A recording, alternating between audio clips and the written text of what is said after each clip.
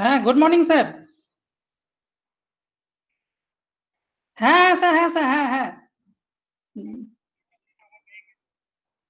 Good morning. Am I audible? Good Hello. morning. Good morning. Am I audible?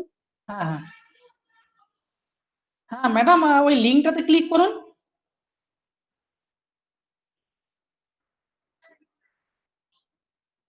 আচ্ছা আচ্ছা, ওই ওর উপরে click করুন। না, হ্যাঁ, ওই যে রিটার্ন টু হোম স্ক্রিনে ক্লিক করুন।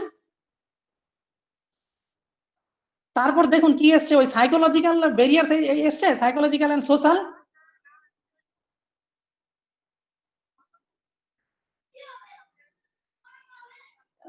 না না, আমি বলছি ওইভাবেই হচ্ছে আর কি। আপনি ওই রিটার্ন টু হোম স্ক্রিনে ক্লিক করেছেন?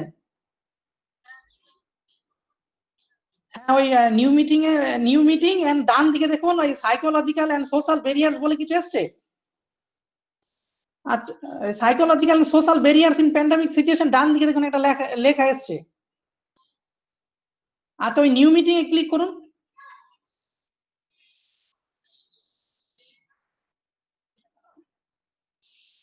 আচ্ছা, দাঁড়ান দাঁড়ান বলছি।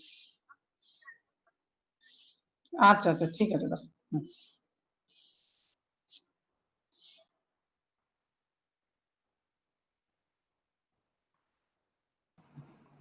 Good morning, Prof, sir. Hello. Good morning. Hello, good morning, sir. Good morning, Dibyendu.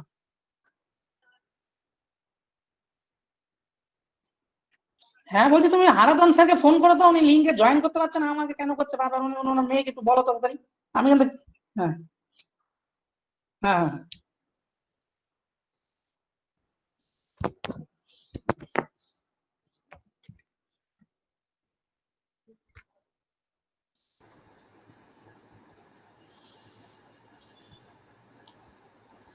Hello পলাশ। হ্যাঁ হ্যালো পলাশ, হ্যাঁ শোনো, লিঙ্কে প্রত্যেকেরই অসুবিধে হচ্ছে বুঝতে বলছে। হ্যাঁ, আচ্ছা মানে আজকে যে লিঙ্কটা পাঠিয়েছে সেইটাতে খুলে যাচ্ছে, আর আগের গুলো ওই নিউ মিটিং ইত্যাদি বলে একটু অসুবিধে হয়ে যাচ্ছে। হ্যাঁ, একটু দেখো। হ্যাঁ, আচ্ছা আচ্ছা আচ্ছা আচ্ছা আচ্ছা।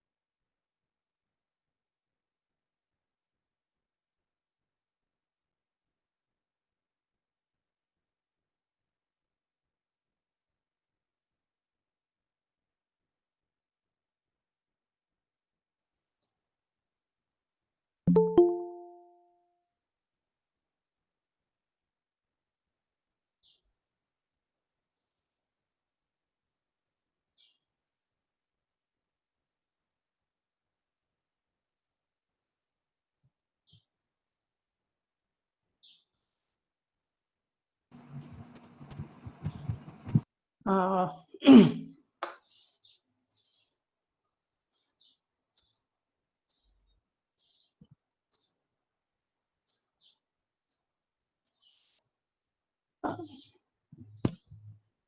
Principal sir, are you there, sir?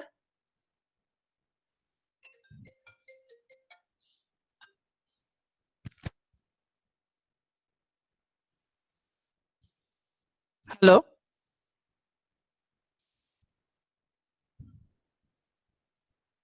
Principal sir, are you there?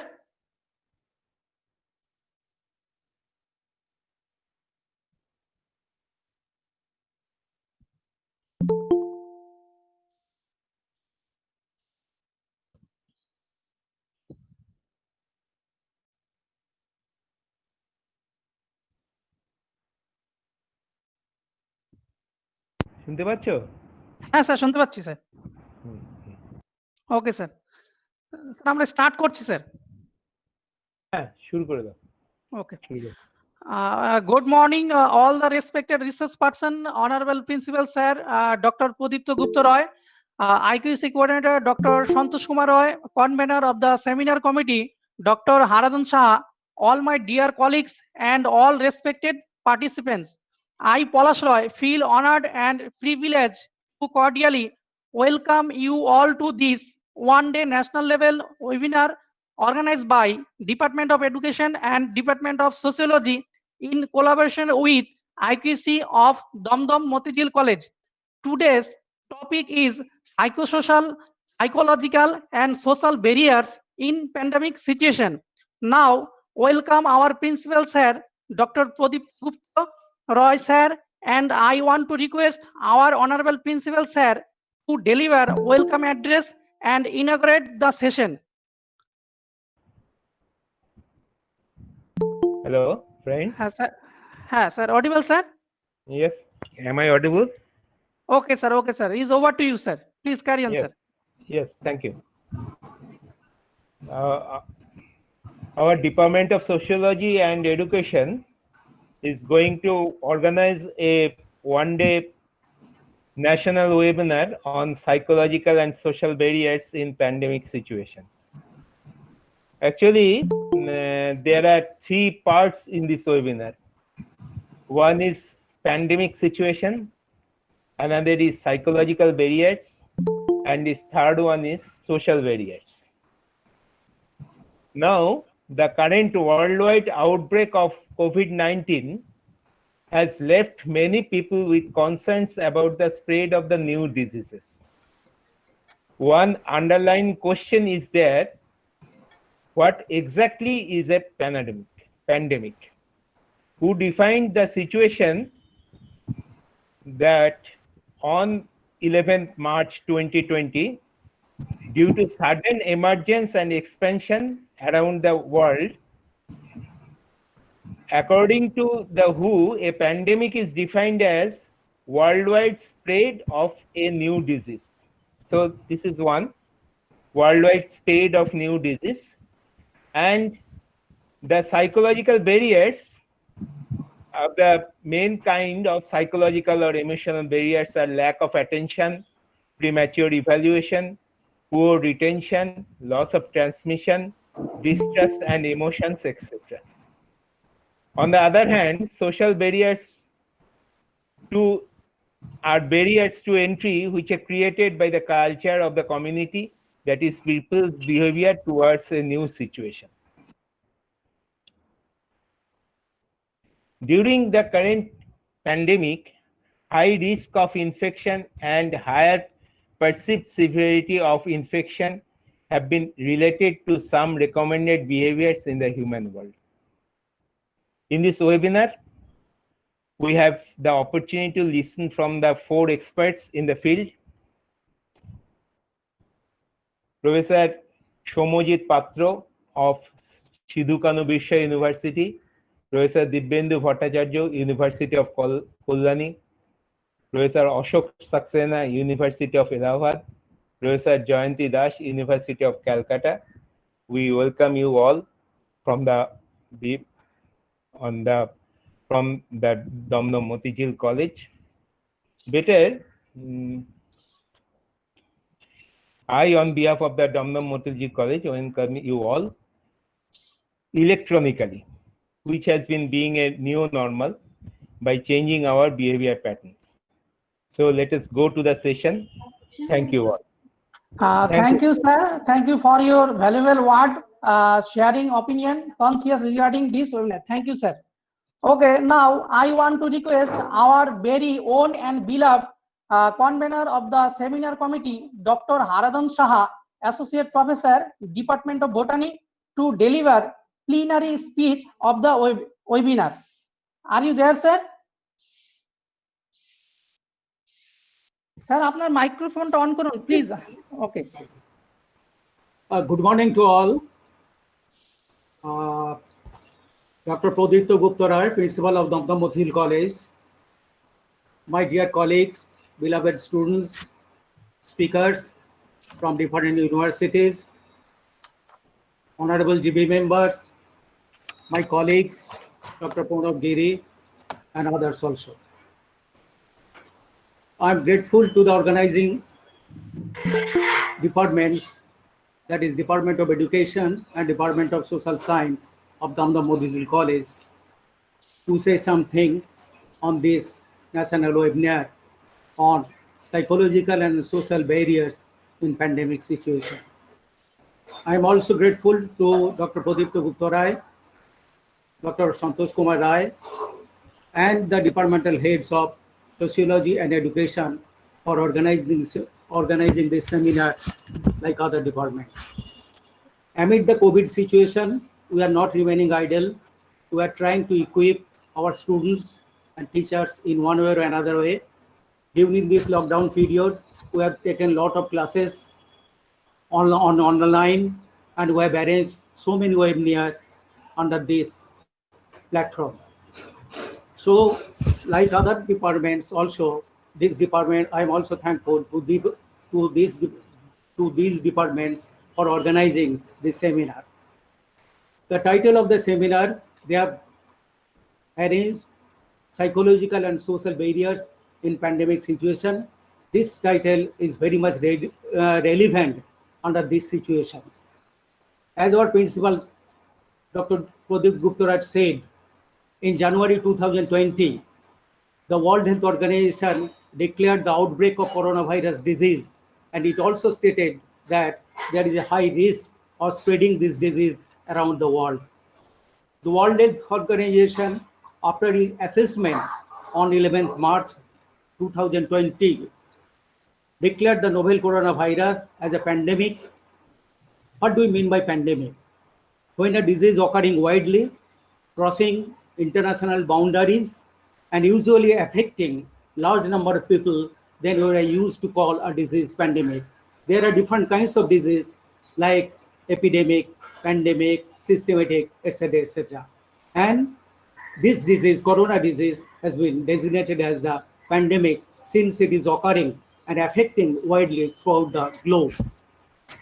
It is not that there were no pandemic earlier, amongst which I like to mention the Spanish flu of 1918, which actually lasted for 2 years, which was caused by H1N1 influenza virus with genes of avian origin.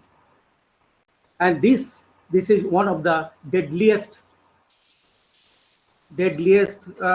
pandemic disease. It actually infected more than 500 million people worldwide, and at that time it was estimated 1/3 of the world population. Regarding its death toll, there was controversy, and I am telling only one data. Death toll was estimated in between 17 to 50 million. Subsequently, there have been many outbreaks of pandemic disease like Asian flu, SARS, that is severe acute respiratory syndrome, MERS, Middle East respiratory syndrome, Ebola, but the pandemic COVID-19 is unique in its character. I'd like to tell you a very brief about the coronavirus disease. The coronavirus disease is actually a respiratory virus.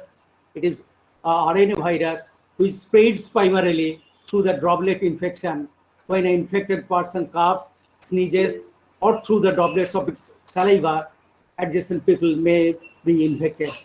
But there is no evidence that mosquito plays never a role in the transmission of coronavirus. Now the world is facing an unprecedented challenges and passing through most difficult time after the Second World War due to sudden outbreak of this coronavirus disease. This disease has already claimed about 9,97,117 lives globally and 56,000 in India. The exact loss and damage caused by this coronavirus disease cannot be measured at this point of time. We have never seen this sort of uncertainty earlier during our lifetime. How and when this pandemic will be ended, that is the big question. Today I had gone through the daily paper. The WHO chief had stated that coronavirus will continue for another 2 years. The world will never regain its earlier position, as the WHO claims also. The human civilization is at threat, and at the threshold of its survival change. Till date, we have no any definite medicine or vaccine in our hands, although the Russia claimed one Sputnik 5 vaccine, which is still contradictory. We are advised by the physicians to follow some precautionary measures like physical and social distancing, immunity boosting, using masks and sanitizers, gargling by betadine solution, frequently washing hands with soap water, applying disinfectants, and spraying and staying indoors, that is at home, and by maintaining lockdown to break the corona chain. These are followed almost all the countries as per the guidelines of WHO, but the South Korea partially followed and Sweden perhaps never followed. This pandemic situation has caused great impact on the economics, daily livelihood of the mankind. World economy is also experiencing a great depression. The mental health and psychological impact of COVID-19 has been far-reaching effect, which deserves what mentioning here. Psychological problems gradually depends both at individually and in mass and at community levels. And these are what are those? People are suffering from fear complex like death phobia. People are thinking that I may be infected, and due to my infection, my life may be passed away. Loss of social status, discrimination, helplessness leads to anxiety and depressions, dizziness, adjustment disorders, post-traumatic disorders, stress disorders, mood disorders, alcoholism, drug abuses, etc., etc. The impact of COVID-19 virus is tremendous on the social aspects also, and which I would like to highlight a few points. As a result of prolonged lockdown, many people have lost their job, business, and many are very much anxious about the future. Uncertainty has been prevailing throughout the countries and the young generation in particular. Human beings are termed as social beings, but due to recent COVID-19 crisis, its social activities like marriage rituals, invitation to attend invitation, etc., have been restricted by the administration. Children and older people are being confined within the four walls and fall victim to psychological strain, which may tell upon the physics too. As COVID-19 crisis and lockdown period have curtailed the scope of refreshment beyond the four walls of the room, some people have been detected frustrated and desperate. Reports also claim that instances of domestic violence, burnout cases, self-harm, and other forms of crime have been on the rise. People also develop irritating mental attitude, tendency of bickering, feeling of illness, insecurity, divorce, and all this being compounded and lead to suicidal attempts. COVID-19 crisis have highlighted the digital device that is very much predominant in our society.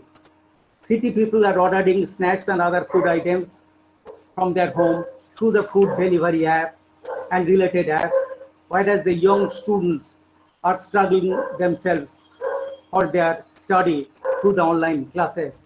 This problem is this problem and the remote and the students who are actually staying in the remote area, they are suffering to attend the online classes because of the poor connectivity as our students actually reported to us. COVID-19 crisis also depicted the shady pictures of the migrant laborers of many states of India. Plenty of us did not know how many people go outside of their own state to earn their bread and butter and live in an unhygienic state, and the government has no data in this regard.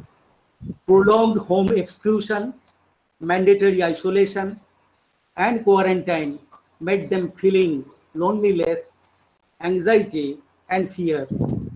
Serious nervous breakdown, depressive psychotic disorder, etc., which are needed for psychological support and psychiatric, which actually demand psychosocial support and psychiatric consultations. COVID-19 crisis have unveiled, certainly augmented the digital revolution. People are now learning how to make classes in online or through WhatsApp, how to use WhatsApp applications for faster and easier payments. Film producers are launching their movies and trailers on OTT platforms, but it is very difficult for the older generations like me to acclimatize this new digital world. Many offices and IT companies are promoting work from home in the COVID-19 crisis. They are reportedly saying that electricity and power consumption cost, transportation cost, and many other expenses can be minimized by the scheme of providing work from home facilities to their employees.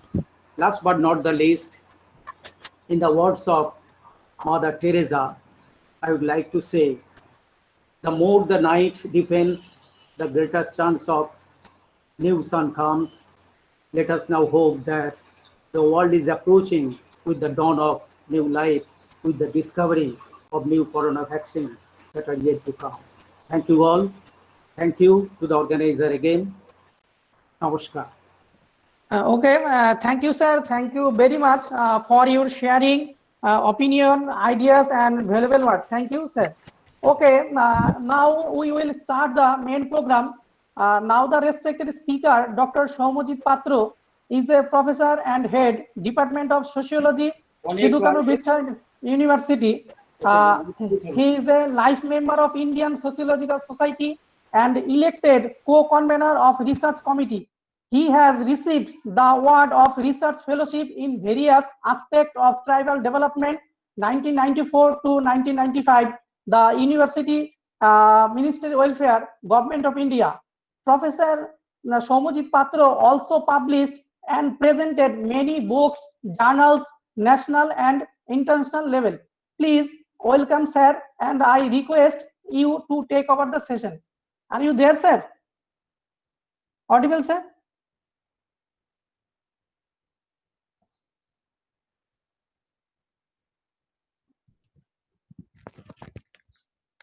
Audible, sir? Am I audible? Audible, sir? Audible. Yes, over to you, sir. Carry on. Thank you all for introducing me in this webinar in such a manner. I'm actually not that. It's my privilege. It's my privilege to share my views with you. I have been informed that more than 700 participants are there, so it is my privilege to share my views with all these learned persons, scholars, professors. I'm thankful to the organizers, particularly the principal of Dum Dum Motijheel College, Dr. Pradeepta Guptaroy, IQAC coordinator, Dr. Santosh Kumar Roy, convener of college level seminar committee, Dr. Haradhan Shaha, and the conveners of this webinar from Department of Education, Sri Palash Roy, and from Department of Sociology of Dum Dum Motijheel College, Sri Devsena Gorai. I learned a lot of things from my co-panelist, Professor Dibyendu, Bhattacharyya, Professor Jayanti Das, and my friend from University of Allahabad, and a very prominent scholar of our country, my good friend, Professor Ashish Saxena. Welcome to this seminar. I am waiting to listen to you. I was thinking what I will talk about, the social and psychological dimensions, barriers of this pandemic. And I found that one of the areas where these two different or connected, different at the same time connected domains, psychology and society, social and psychological aspects converge, is rumors. During this pandemic, we are going through numerous rumors that are becoming confusing itself. So I will try to contextualize the rumors which are doing the rounds in media from mouth to mouth during this pandemic. You all will understand that talking about rumors in this difficult situation is a very sensitive thing. It's a very delicate thing I dare to touch upon. So, at the outset, my suggestion, my request to all the participants, the takeaway message of this deliberation should be that please don't be misinformed from my lecture and from other reports. Take the information seriously and verify it from scientific, authentic sources. Even if I am telling something, you should verify it from authentic sources. Don't be misguided. This is my first suggestion to you, first request to you. Now I am going directly to detail to the social and psychological aspects of rumors which are doing the rounds during this pandemic situation. But before that, I'll tell you a small story. It was first week of April this year, and it was early in the morning. It was morning. It was morning at. It was about 7:30 in the morning. So I called one of my friends who was in Delhi. I called him, and he just was just come. He has come out of his bed. I called him. What are you doing, my friend? He was talking about. He told me that, oh, I am taking a tomato. I was surprised. You are in the. It is in the morning, 7:30, like that, and you are taking tomato in this morning. Why? So my friend told me that, don't you know that tomato is a preventive of COVID-19 coronavirus? I laughed. Who told you that tomato can prevent corona? I don't know. And hundreds or thousands of scientists, they also don't know. They are trying hard day and night to find out a solution of this corona virus. So I told him, my dear friend, I don't know. You, I think, possibly have been trapped in a rumor. Possibly it is a rumor that tomato eating can prevent corona virus from being infected by coronavirus. So this ignorance, we do not know about the behavior pattern of, we do not know the behavior pattern of coronavirus. So from this ignorance, quote unquote, ignorance, is the source and origin of rumors. I repeat this point, that origin of rumors are ignorance. I'll go detail of the definitions and sociological, psychological aspects of many such rumors throughout my deliberations. But my dear participants, I'd like to ask you a question. Have you, during these 3 or 4 months, we are in the middle of a pandemic, thanks to the outbreak of coronavirus, have you ever drunk hot water, hot tea, after coming from market,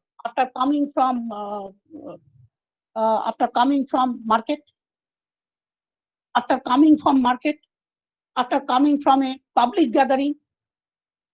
Have you ever drink hot tea, hot water? Or have you ever thought that come summer, all corona will go away? Have you ever heard these things? Have you ever believed these things? Or have you ever took a cup of hot water for gargling with a pinch of salt? Have you ever done? I have done. And I think many of you have done this. But please note, these things are all rumors. There are no scientific validity, scientific base, scientific confirmation of these practices. So I do not know. And scientists often are in dark, that which of these are helpful. I am saying that all these are not grounded in scientific investigations. All these are mere speculations. All these are mere assumptions. And I will go to the sociological cause-effect framework to analyze why these things come up, why other things do not come. So these are very important things that I will touch upon. But before this, I will give you a very very common definition of rumors. Rumors are unverified information statements in circulation. I repeat for the students, obviously there are so many students in this webinar. So what are rumors? Rumors are unverified information statements. That means rumors are statements. We do not put a question mark after a rumor. We place a rumor, we talk about a rumor, we hear a rumor like a small statement. Do these things, you will get this, like that. So rumors, it is a very famous definition, that rumors are unverified. These unverified information statements, which we call as rumors, emerge in thousands numbers in time of chaos, in time of uncertainties, in time of threats, in time of confusions, fear. I will talk about something, some different aspects of fear emerging this pandemic later. But rumors emerge more and more in numbers during the time of uncertainty. And you all will agree, our principal, Dr. Roy, the panel, the other speakers already have mentioned that we are in a difficult situation. We do not know what to do. We do not know why it is happening. And many such unanswered questions are giving rise to rumors. But before explaining this definition in a detail more, I'll give you the example of another rumor. During February last week or March first week, a rumor came into existence. That is, BCG vaccination is very effective in preventing corona. Not only in our country, in Japan, in Syria, and in many other countries. As a result of this rumor, the demand for BCG was spiked, went high, so much so that it falls short of its supply and demand ratio. So you all know that BCG is a tuberculosis virus. It prevents tuberculosis. And this viral went so much that Google has presented with a statistic that during the last week of February, first week of March, and like that, the Google search for the term BCG has multiplied thousands times. And this rumor threatened the demand supply of BCG, which is very essential for the children, which is essential for the to prevent another virus, tuberculosis. So much so that on 18th April this year, BBC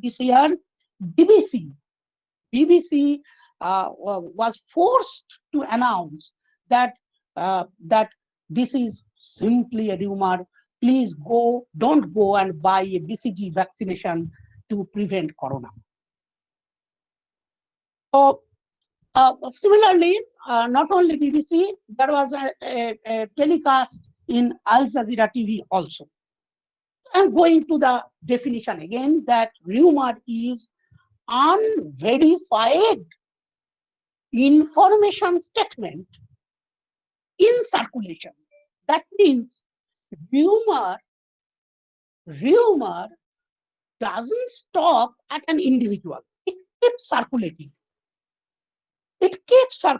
If rumor stops at a point, it takes its death. It can be called inactive, past rumors. So rumors do not stop. It keeps circulating. And interestingly, some sociologists, they have suggested that as these statements, information statements, that is, rumors in most of the cases give some information. So rumors, when it comes to the receiver, there is just an opinion that receiver circulates it because the receiver himself or herself is not sure. Receiver himself or herself is not sure that these are authentic or not. When I asked my friend who was eating tomato at about 7:30 in the morning to prevent corona, when I asked, "Are you sure?" My friend replied, No, I'm not sure. I have heard it. I have told it. Have you verified it? Have you gone through the stories always being updated by World Health Organization to fight against rumor? Have you gone through? He told me, no, I have not verified it. Rumors or information statements, they are very simple. So the acceptability of rumors are very high. They are very simple and short statements. And I think there are many students who will remember that in any sentence, there is a subject and there is a predicate. So rumors also have a subject and a predicate.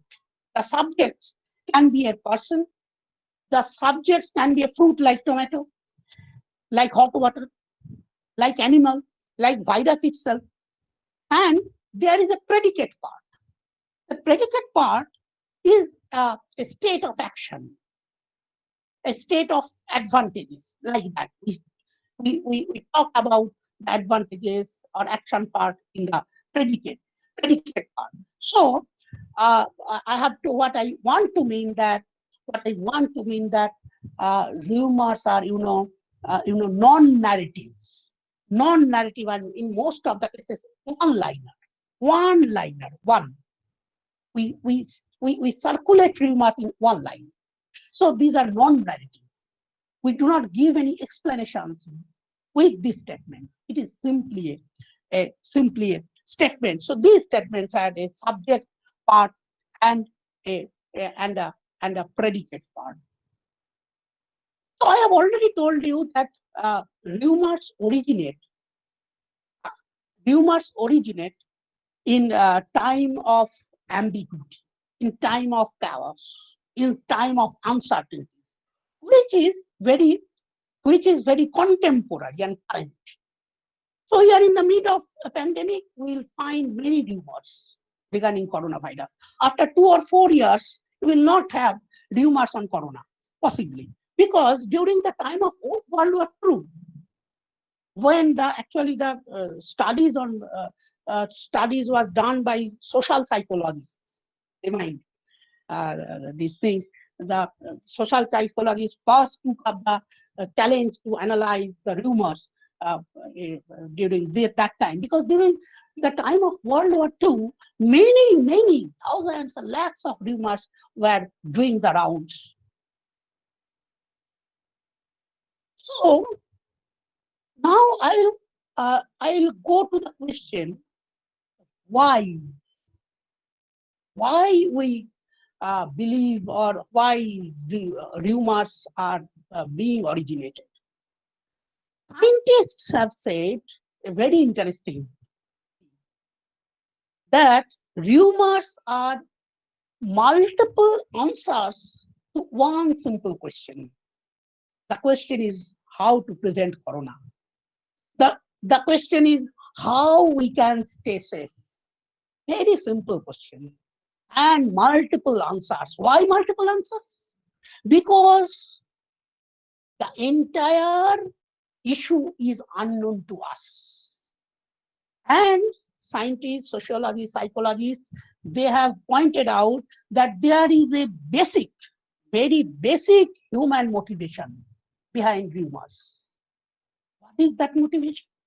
That motivation is human mind wants to understand reality. And this motivation has given rise to many things, starting from society to culture, starting from machines to many things. We want from philosophy.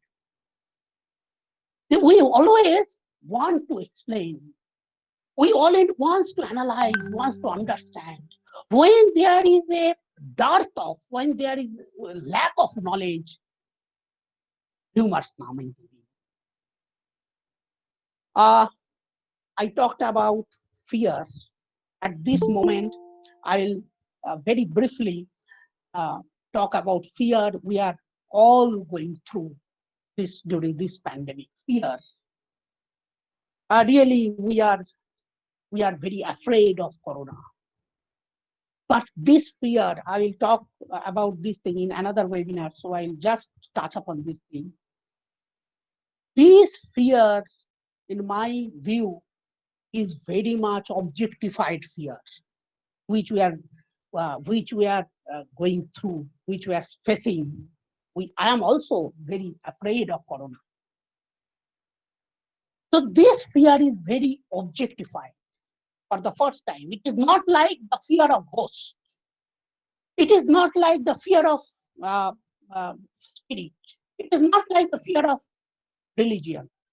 It is the fear of very objectified. And I am giving you one example you will find interest, that this is for the first time. This is for the first time we are watching the figure of coronavirus. Have you ever seen the picture of dengue virus? No. Have you ever seen the picture of influenza virus? No. Have you ever seen the picture of tuberculosis virus, HIV? No. But starting from the level of a sanitizer to the entrance gate of a pharmacy, there is a poster showing the spikes of corona. So there is also, I will say that there is a political economy behind this. Market is playing role. They are taking profit out of this objectified. If I am right, my dear friend Professor Ashish Saxena is here. If I can borrow the concept from Lukács, it is a reified fear. So during this fear, there is a political economy, obviously hovering around this fear game. So I will not go into the detail, but the situation of rumor, situation of creation of rumors are there. It is uncertainties, difficult situation, it is lack of knowledge, ignorance, and precarity. Now, I'll tell you that a subject will become a subject of rumor. Which subject will become a subject of rumor? Possibly Soumyajit Patra will not become a subject of rumor, but Pranab Mukherjee will be. It depends on the importance and how the impact will go. If the interest, if the importance is localized, the rumor will confine to a village or a group. If the importance is transnational, like BCG, like corona itself, then the rumors will spread throughout the world, cutting across nations. And thanks to the technological advancement, thanks to media, that rumors are being spread like wildfires. I'm going again into that subject predicate part. I told you that rumors has a subject part and a predicate part. What things will appear as a subject in rumor, like tomato, like hot water? It depends on degree of likelihood. How likely it is. You all know that there is a general belief. I do not know whether, again, there is scientific basis or not. I am not a doctor, not a scientist. I'm a sociologist, simple student of sociology. But I have heard that vitamin C is very good for cough and cold.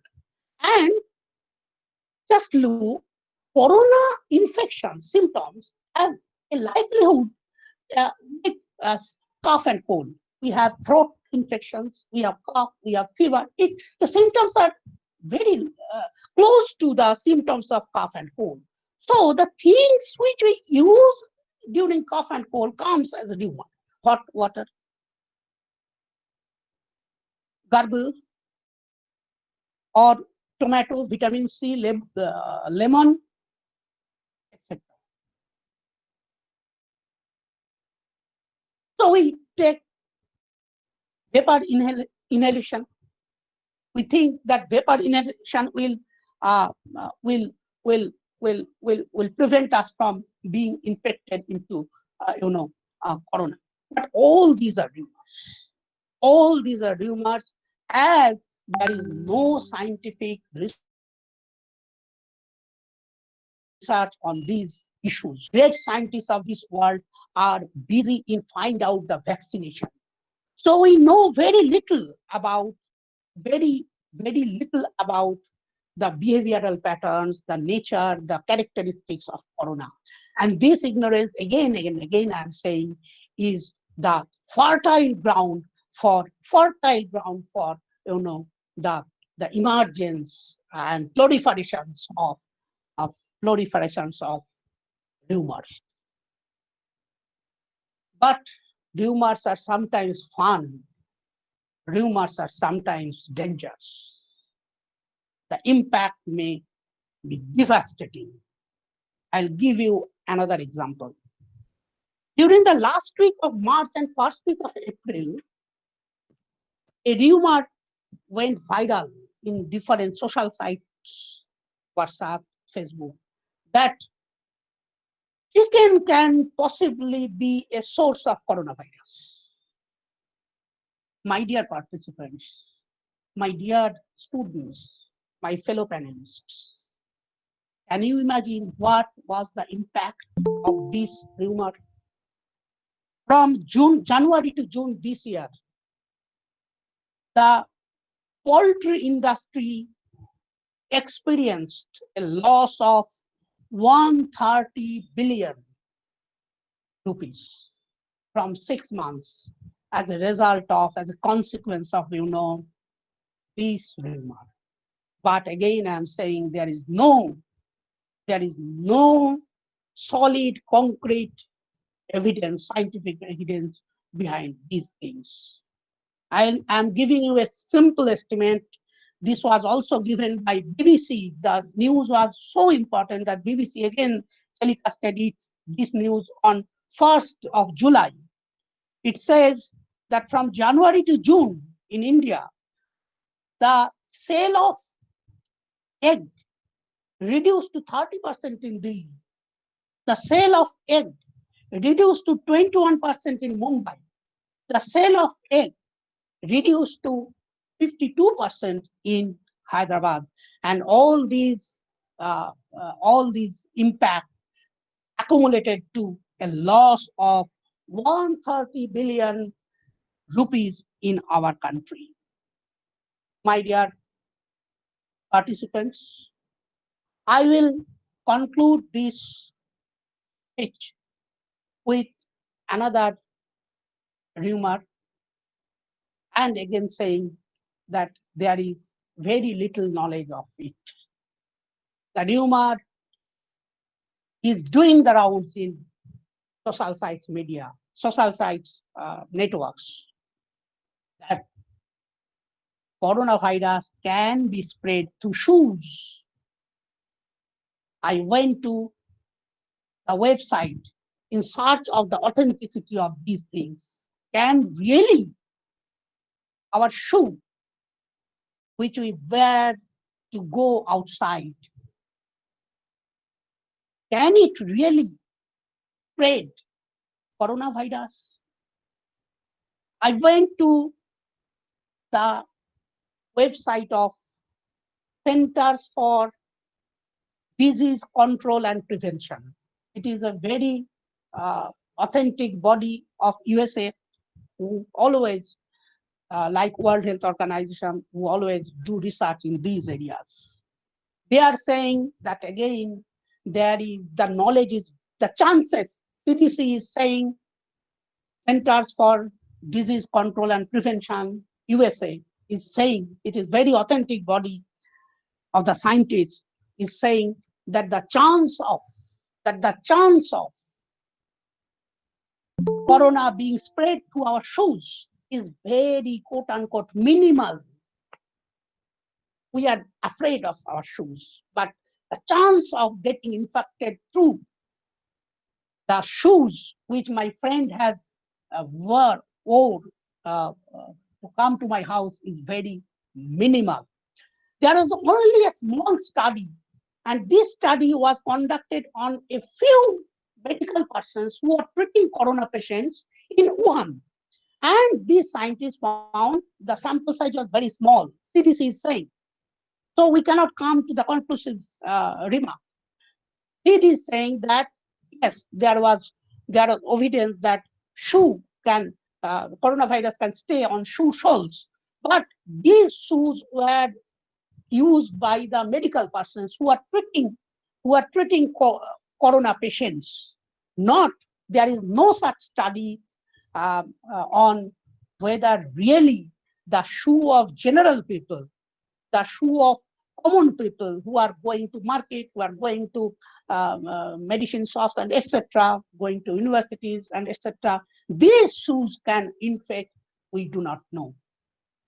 My dear friends, again I am saying the takeaway message of my deliberation is please go to the authentic source to verify. Do not believe the rumors. Do not believe in my statements also. Do not believe in my statements also. Please go to World Health Organization. Sorry. Please go to World Health Organization's website.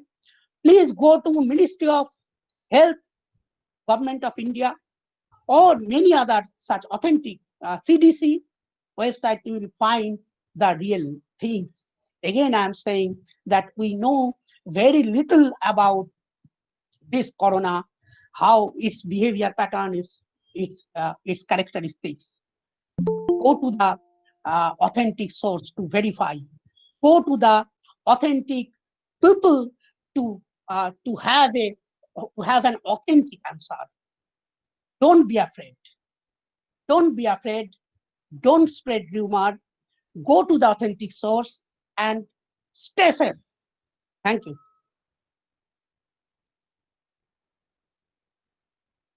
Okay. Thank you, sir. Thank you so much. And thank you for your sharing opinion, valuable word and wisdom that you shared with us. Thank you, sir. Okay, now the respected speaker, Dr. Dibyendu Bhattacharyya, is a professor and head Department of Education, University of Kalyani. He also the former director of Distance and Open Learning and chairman of Postgraduate Section, University of Kalyani.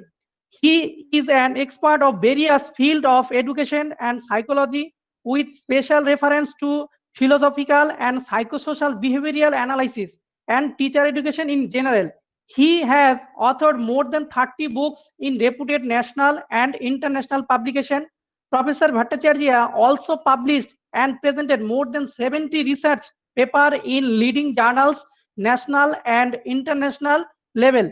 So, welcome, sir, and I request to you to take over the session, sir. Are you there, sir? Yes. Yes, sir. Okay, sir. It's over to you, sir. Okay. I am now starting my presentation. Okay. Okay, sir. Okay. Thank you, sir. Yes, my presentation is visible. Hello.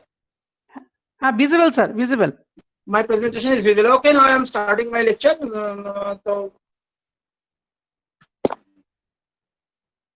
good afternoon. Okay, now everybody. Good morning. Actually, good morning. Good morning, everybody. It's my pleasure to convey my thanks and gratitude to the Department of Education and Department of Sociology, Motijheel College, to organize such an relevant webinar. I am appreciating the role of the college authority, principal, sir, and all the related persons for organizing such an event. I convey my thanks to all the faculty members of both the department. And finally, I convey my thanks to all the technical persons related to the webinar, the conveners of both the department. And now I am going to start my lecture.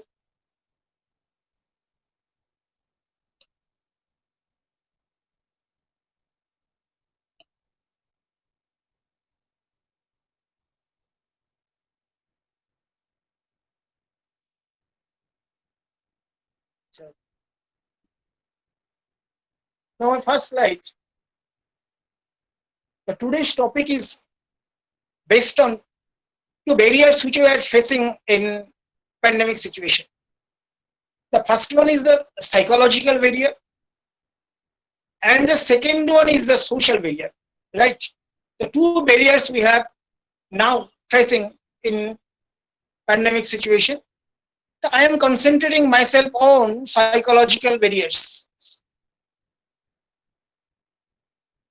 Then when we are about to discuss about the psychological barriers, the first question which I have in our mind, that what are the challenges we are facing now? What are the challenges we are presently facing? The basic problem of the today's perspective, that we are facing a contradiction in this pandemic situation. And that pandemic situation is like that we are against ourselves. But I am against myself. And that stands for that the pandemic situation disturbs our daily routine. Pandemic situation disturbs our regular way of life. Pandemic situation disturbs students to go their institutions, teachers to go their schools, college, universities, and similarly, whatever the persons working in the government field or private sector, we are facing the challenges that is against the reality. That is against the real life situation. So I am talking about, so we are now in a contradictory situation. We are contradict. Suppose I am talking about something by sitting in the room in my house. So it is somewhat contradiction with the reality. So that is a problem. That is a problem which can create psychological barriers. Which can create psychological barriers on the basis of contradiction, which is creating in this pandemic situation. This is the first point. And the second point, you see, we have an uncertainty. We do not know what will happen. We do not know what will happen in future. Suppose students, they do not know what they will do in future. They do not know what is their result in the upcoming semester. So whatever the students, whoever the teachers, they're always in the form of uncertainty, because we are not sure when the pandemic will have an end. We are not sure when which time the schools, colleges will open. We are not sure. So what is happening actually? Because of this contradiction, because of this uncertainty, there is a conflict. A conflict has been generated because of the contradictory environment in the present situation, and some uncertainty we have had our surroundings. So that is why we have a conflict. And conflict of what? So in the next slide you see the conflict based on I am telling here in our PowerPoint that we have three kinds of conflict. That is conflict number one is regularity versus artificiality. Face-to-face mode by digital mode. Socio-economic status versus reality. And the uncertainty versus upgradation.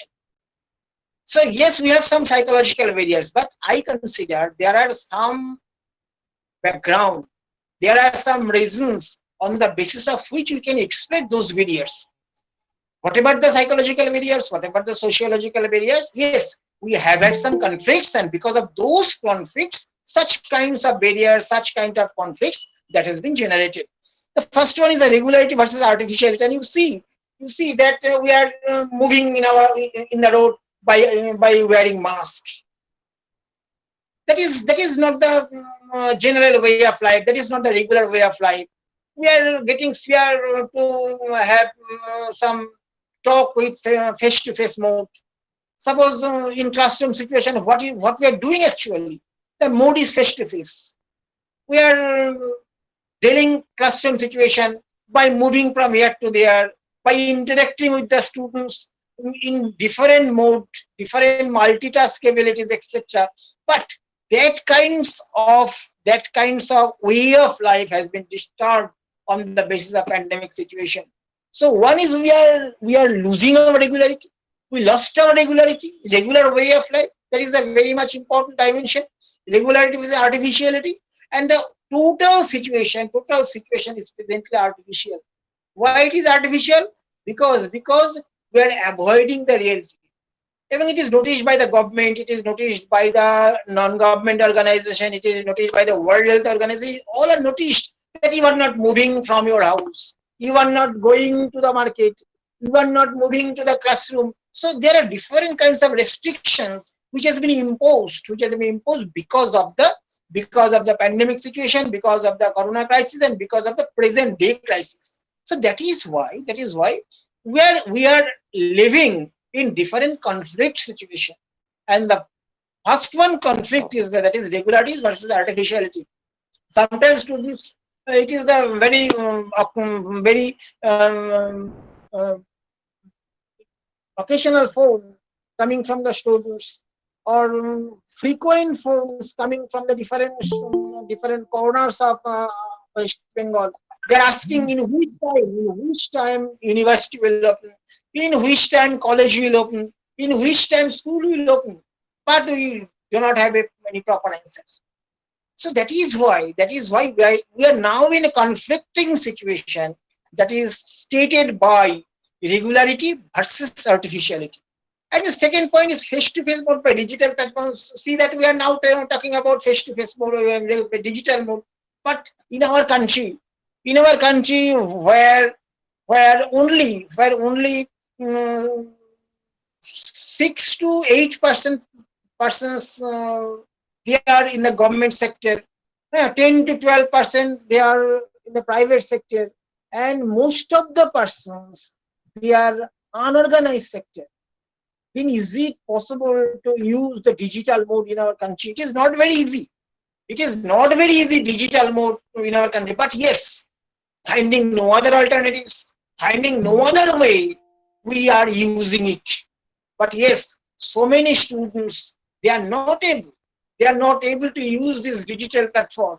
So there is a conflict between the face-to-face mode versus digital mode. Face-to-face mode versus digital mode. But yes, the situation is not like that. The students, we are welcoming the students in classroom, we are welcoming the students in the institution like that. Because in day after day, regularly pandemic or COVID-19 is the number of COVID-19 is regularly it is increasing, and therefore we do not know in which time our schools and colleges will be in regular mode, will be in face-to-face mode. But yes, that is a conflict, face-to-face mode versus digital mode. And the next point is socio-economic status versus reality. And you see that I am talking about 40% persons in our country, almost 40% persons of our country, they are in the agricultural sector. Almost 80% or 85% of our country, they are in unorganized sector. And therefore, if the situation is not regular, they are under the crisis of socio-economic condition. So I see that so many persons who are very much talented in our society, they are now in crisis of the socio-economic condition because they do not know when the classes will open. The regular life, unless regular life we have, they cannot have their earnings on the basis of their regular way of life. So that is why a socio-economic status is very much important. So many persons are asking which time the institution will open, because in our university we see so many persons depends on the university. Some persons they are giving stationaries, some persons they are giving books, some persons they are giving the laboratory equipment. So many persons are involved in an institution, but last 6 months they have almost no earnings. So it is very much peculiar condition how their regular life will continue. Suppose in Nadia Murshidabad district or different districts, which university which have their village oriented status, their parents are basically based on agriculture. Their earnings are now very poor condition. So it is very much challenging for them how they will earn, how they will support their students, how they will give their earnings for the promotion of their students or achievements, how they will give the tuition fees, etc. So there is a very much conflict of such kinds of persons, and which is a very huge amount in our country. That is a socio-economic status versus reality. And I see so many persons, a huge number of persons, they are now under the crisis of socio-economic condition, socio-economic status. So we have to think about them. We have to think about our students. We have to think about their tuition fees. We have to think about how we can help our students in such kind of challenging situation. So yes, pandemic situation give a socio-economic crisis, and therefore there is a conflict between socio-economic status versus reality. So that is the third conflict. And the fourth conflict I consider, that is the uncertainty versus upgradation. Suppose we do not know when the employment advertisement will be open. We do not know when the different advertisement will open. We do not know when the College Service Commission will open. We do not know when the School Service Commission will open. We do not know when the rail, bank, different authorities they will give their advertisement. We do not know. But we have been passed last year master degree. We have been passed honors last year. We have been getting our engineering degree or medical degree, etc. But we do not know what will happen in future. Say huge number of students, huge number of persons, they are now have a problem of uncertainty. They do not know when the opportunity will open. They do not know when the opportunity will give them rise for their upgradation. So there is an uncertainty, there is a conflict between uncertainty versus upgradation.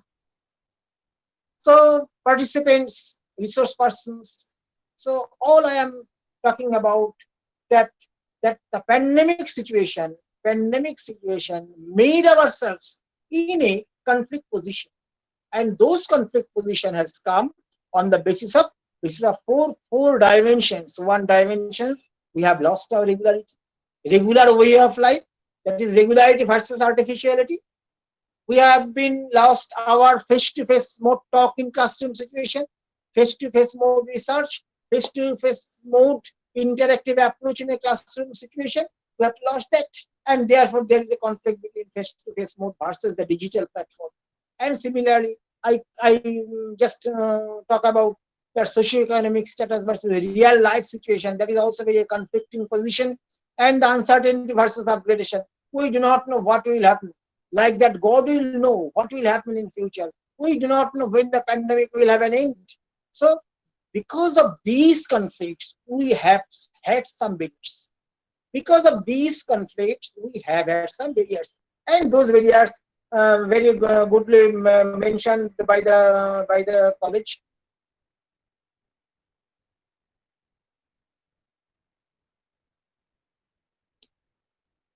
And those barriers, so we have the two barriers. That is, one is psychological barrier, and another is the sociological barrier.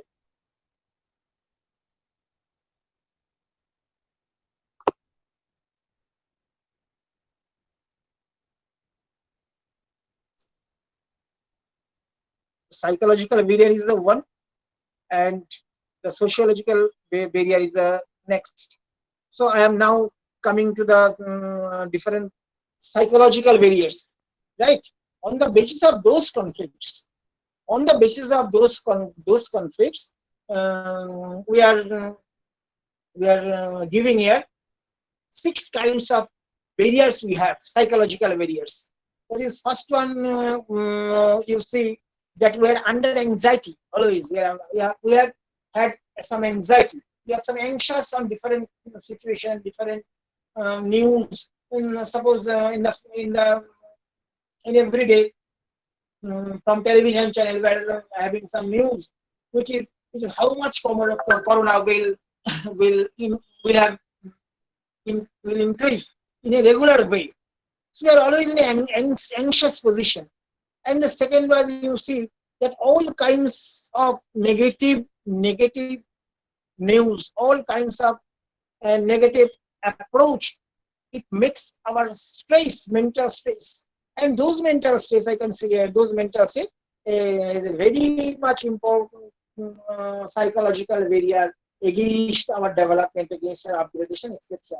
And third point is fear. And you see there are so many cases, the pandemic situation, so many persons are escaped from the hospital because of the fear.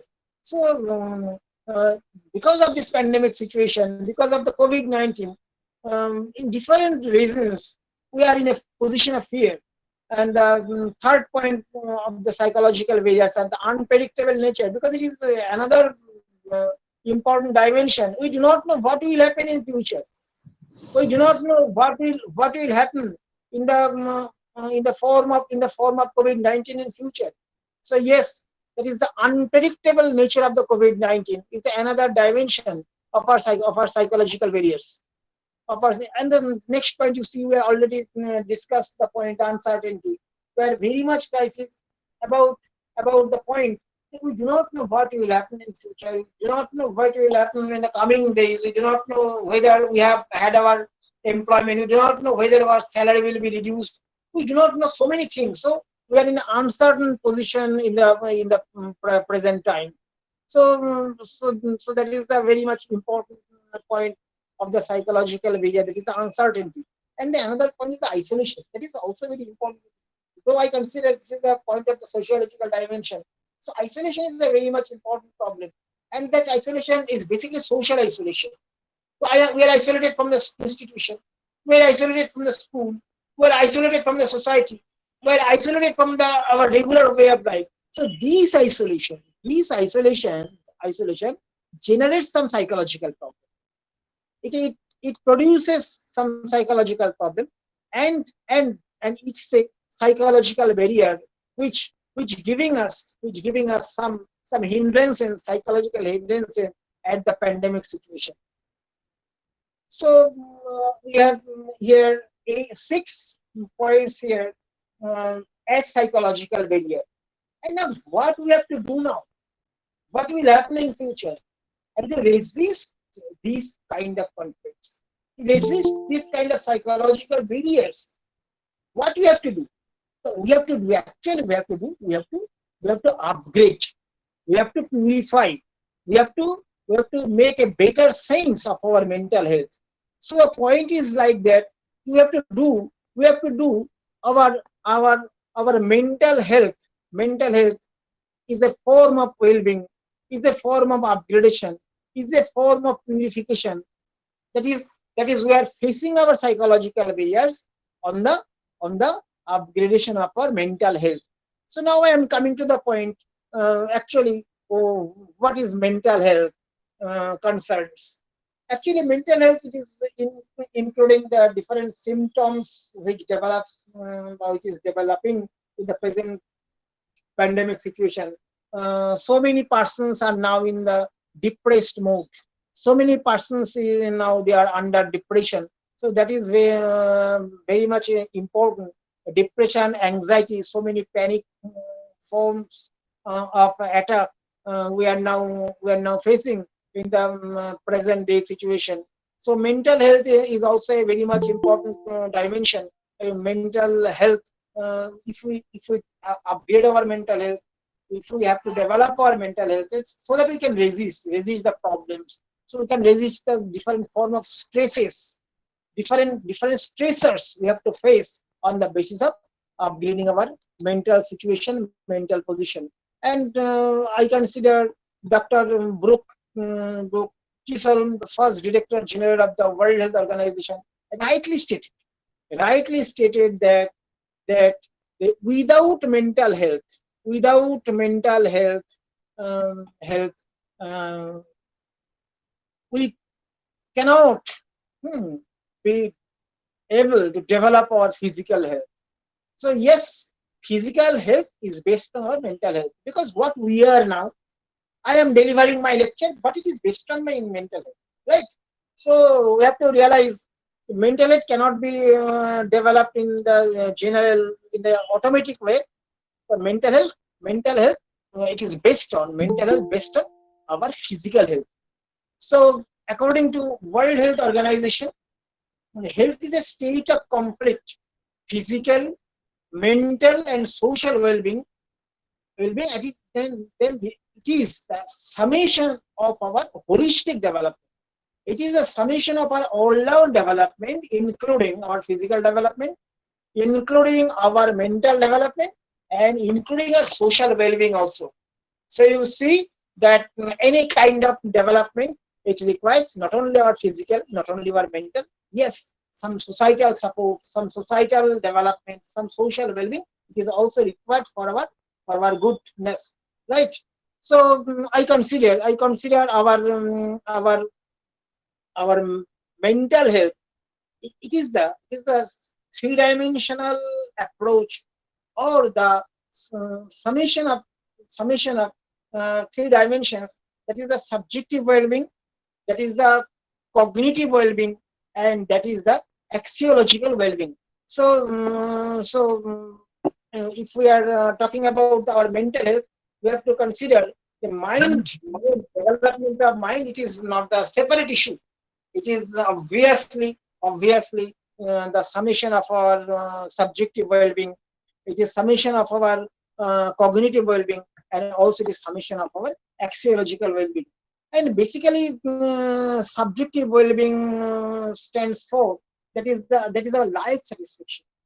That is how much we are satisfied with our life, how much happiness we have.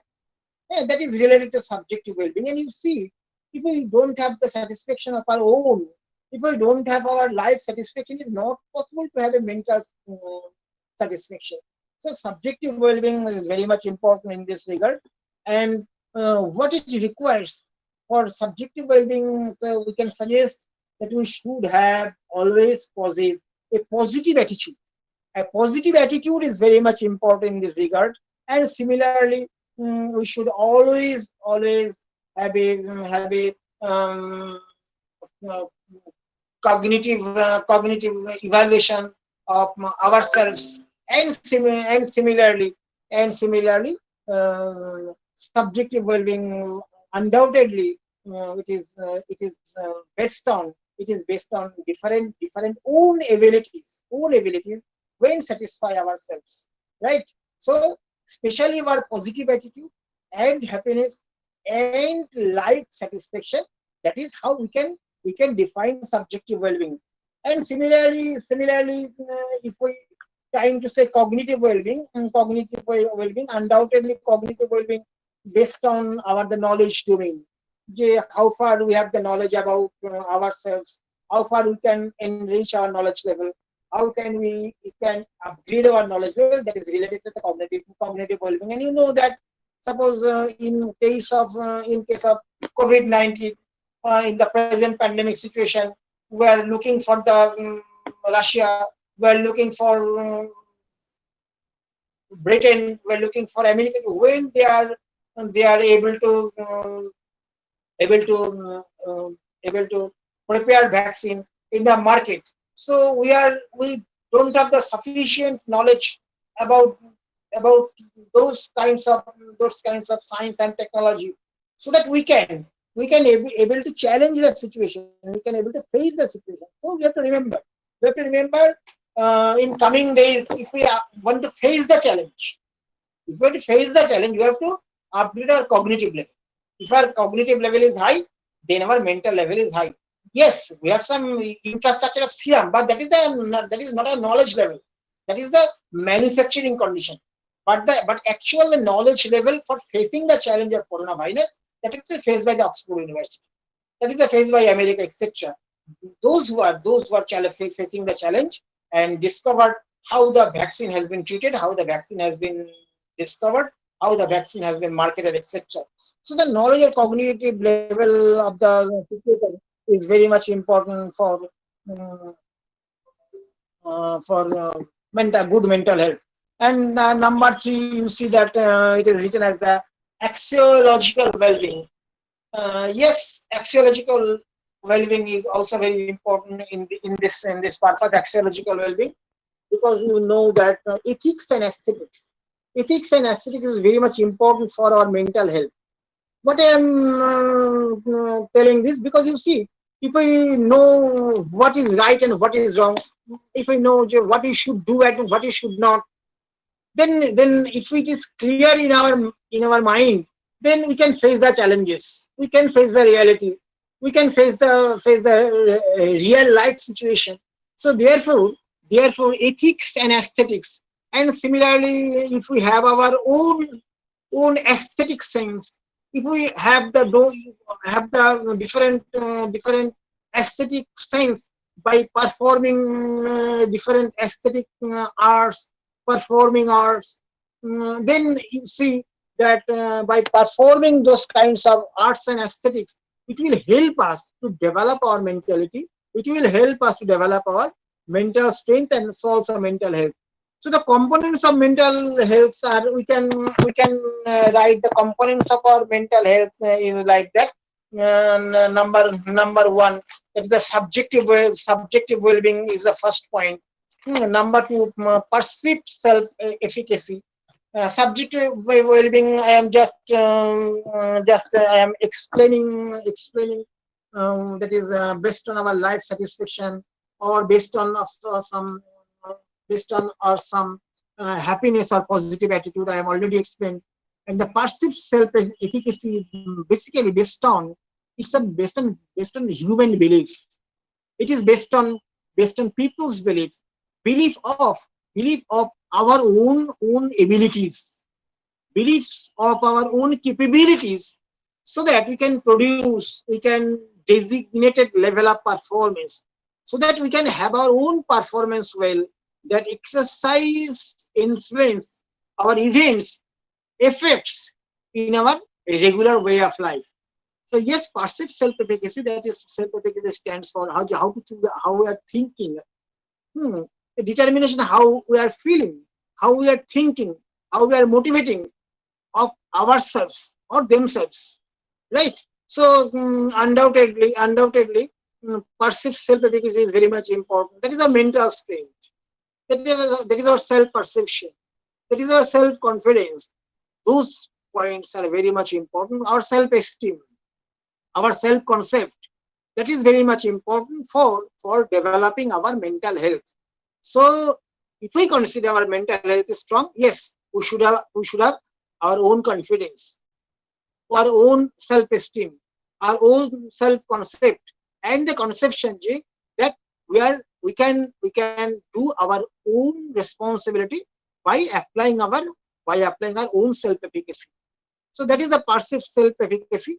And in a similar way, you see that autonomy, that is stand for our self-supported mechanism, our different form of subjective ruling or self-ruling.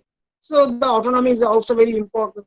And in the similar way, you see the competency also very important. Competency is very much important. Is like that, whether we have the competency in our own field, whether we have the competency in the classroom situation, whether we have the competency for developing curriculum, whether we have the competency in the research, etc. So in every person's, they have had some competency, and those competency can develop the mental health of that person, whether he or she is student, whether we are teachers, whether we are employers of different private and government sector, whatever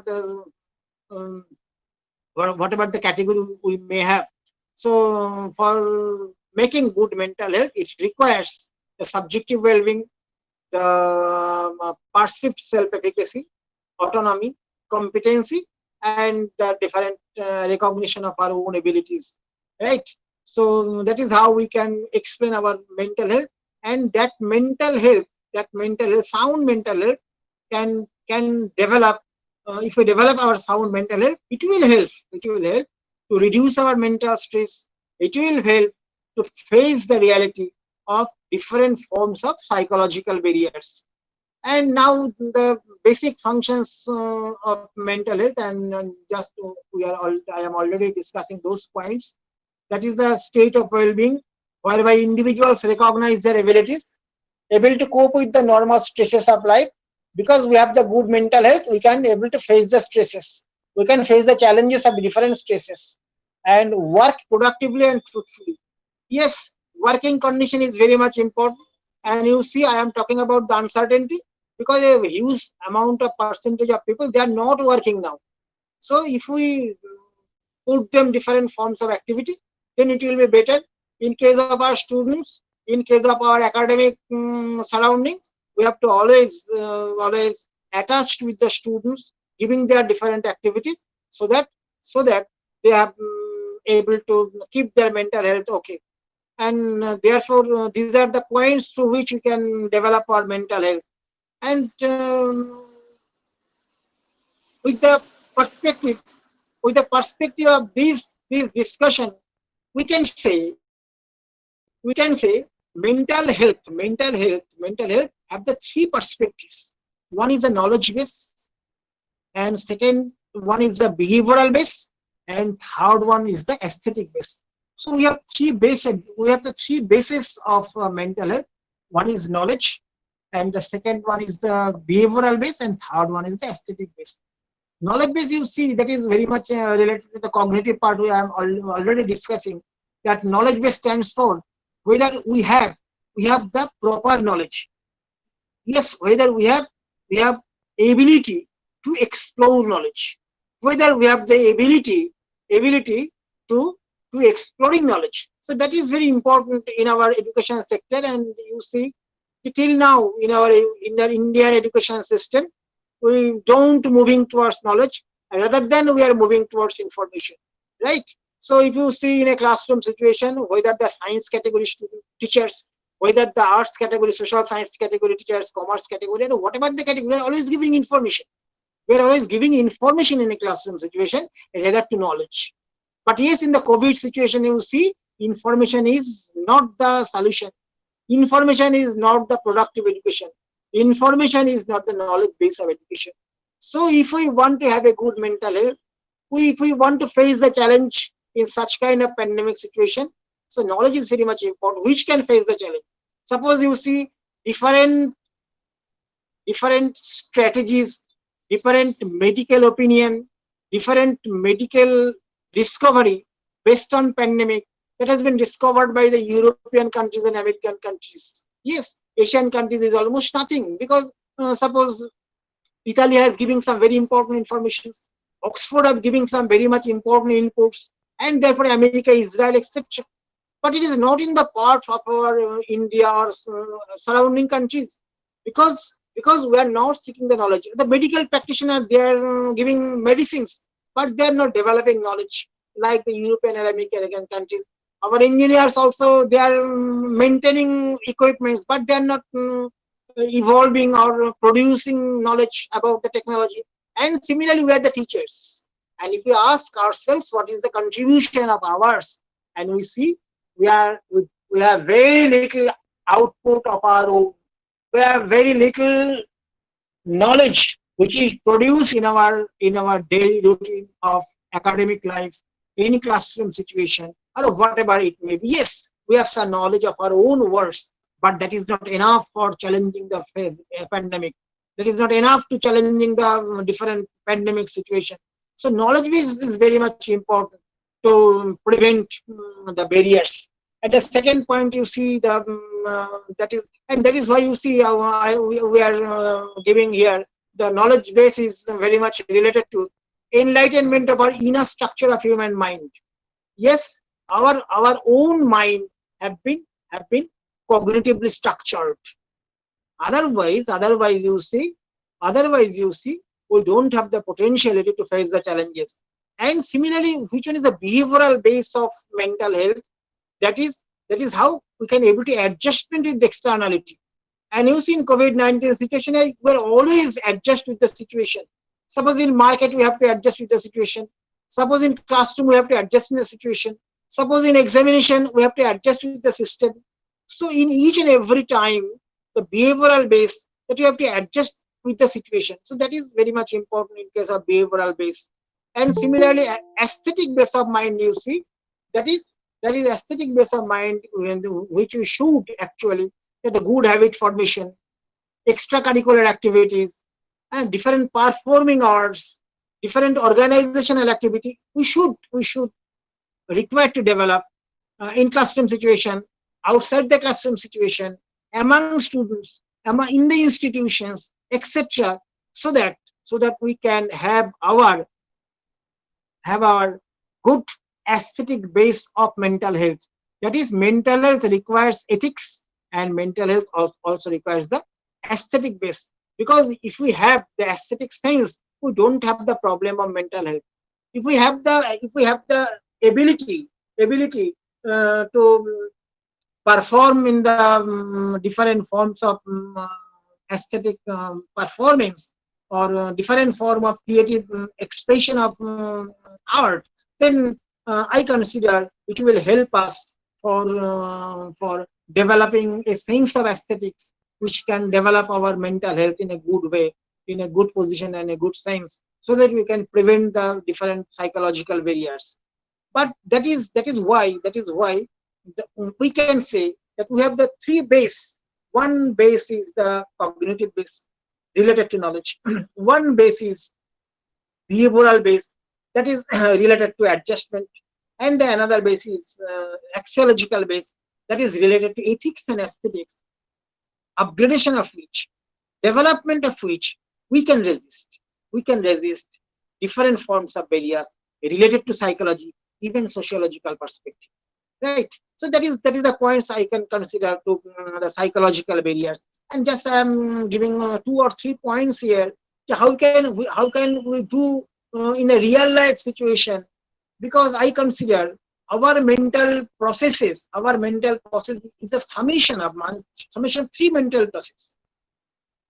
Our cognition is the summation of 3 mental processes. There is one is the multiplication, second one is the substitution, and third one is the shifting. So we are suggesting that multiplication, it stands for repeating of our mental action. And if you see, when we are having some tension, some points, some sort of thinking which is repeating in our mind, that creates tension. So multiplication is a process of mind which is very much important. And in a positive sense, we can say it is the repetition of our mental process which provides knowledge base. So that is the process of multiplication. If we multiply anything, if we multiply our thinking process, if we have multiple stage of action, if we have the multiple tasks, then yes, through which it is possible to control our mental processes, control our possibility to control our mind, so that we have the good mental health. And the second process is the substitution. Substitution, yes, you see, in the pandemic situation, we should have some different options. Suppose students will give an exam on the basis of digital platform, online platform, offline platform, face-to-face mode. So we have to give the different options. So to get rid of them, their mental anxiety, we should give them different options, different substitutions, so that they can substitute their thought, they can able to substitute their ideas. So they have the different options they can select, they can choose for getting rid of their mental agonies, fear, etc., for a better mental health. So that is called substitution. And then is shifting. Shifting is nothing but a mental process relating to creative performance. And if you see why a person who have the creative performance, who have the skill over different aesthetic performance, different skill-based performance, he or she can able to face the challenge. He or she can able to have a good mental health, or have the possibility to face the challenge. So each and every person, we should always try to able our skill-based performance. So we have the three options. We can multiply the situation. We have the multiple options. We have the multiple stage of activities. We have the multiple state of facts or different forms of tasks, so that we can move the students differently. So that is why we can face the challenge. And second one is a substitution. Such kind of pandemic situation, we have given a different option of the students, so that they can select. We should not do like the performance. This is the situation you have to do. This is the WhatsApp you have to submit. This is the email you have to submit. This is the online system you have to give exam. So they have given to the different options, so that you can select, right? And third one is the shifting. This is based on skill-based activities. So yes, I am now just going to the end of my lecture. So the mental health is the balance between multiplication, substitution, and shifting. Yes, so, I can give an example of Mahatma Gandhi, that he told that education is the summation of 3 H, that is hand, heart, and head. Hand, heart, and head, or reversely, head, heart, and hand. I consider head is the cognitive part, that is related to the multiplication, and the heart, that is the effective part, that is the substitution, and the hand, that is the skilled part, that is based on the shifting part. See, if we manage the three, if we manage a balancing among head, heart, and hand, that is the cognitive domain, that is the effective domain, and that is the psychomotor domain. That is the knowledge domain, that is the effective domain, that is the skill-based domain. Then it will have to have a good psychological well-being, mental well-being, subjective well-being for the learners, for the people to face the new challenge in the pandemic situation. And if we see our Indian philosophical perspective, and you see they are talking about the Shatta qualities, Shatta gun. That is, we are talking about in Bengali Shakti, and they are talking about the mind when related with sense organs and the 5 working organs. That is how we can have a good mentality, good mental health. So try to remember, only mind, you cannot do anything. But when mind is related to our cognitive factors, when mind is related with our senses, our sense organs, and that is why you see Rishi Aurobindo told us that education is nothing but development of our senses. And similarly, if we do properly, if we do our activity, that is our mind, sense organs, and working organs, when they are amalgamated. When mind is amalgamated with the senses, and when mind and senses amalgamated with the working organs, that is how we can have the good mental health. That is how we can have the good mentality. That is how we can have our good minds to face the challenges. And that is how we can overcome the psychological barriers. So just I am conclude that psychological barriers can be overcome by upgrading mental health by means of manifestation of potentiality of individuals, by nurturing creative activity, and by developing controlling mechanism of mental stresses. And that is how we can have our good mental situation or mental abilities to cope the challenges. Thank you all. Thank you, sir. We are highly pleased that you shared new ideas on this topic. Okay, now the respected speaker, Dr. Ashish Saxena, Professor and Head, Department of Sociology, Allahabad University. He has acted as member, convener, academic and administrative executive committee all over India. He has participated and presented his paper, articles in number of seminar, conference, workshop in national and international. He has recipient of prestigious UGC DAAD Fellowship 2014 under the UGC Exchange of Scientist Program in Humanities and Social Science. So welcome, sir, and please take over the session. Are you there, sir?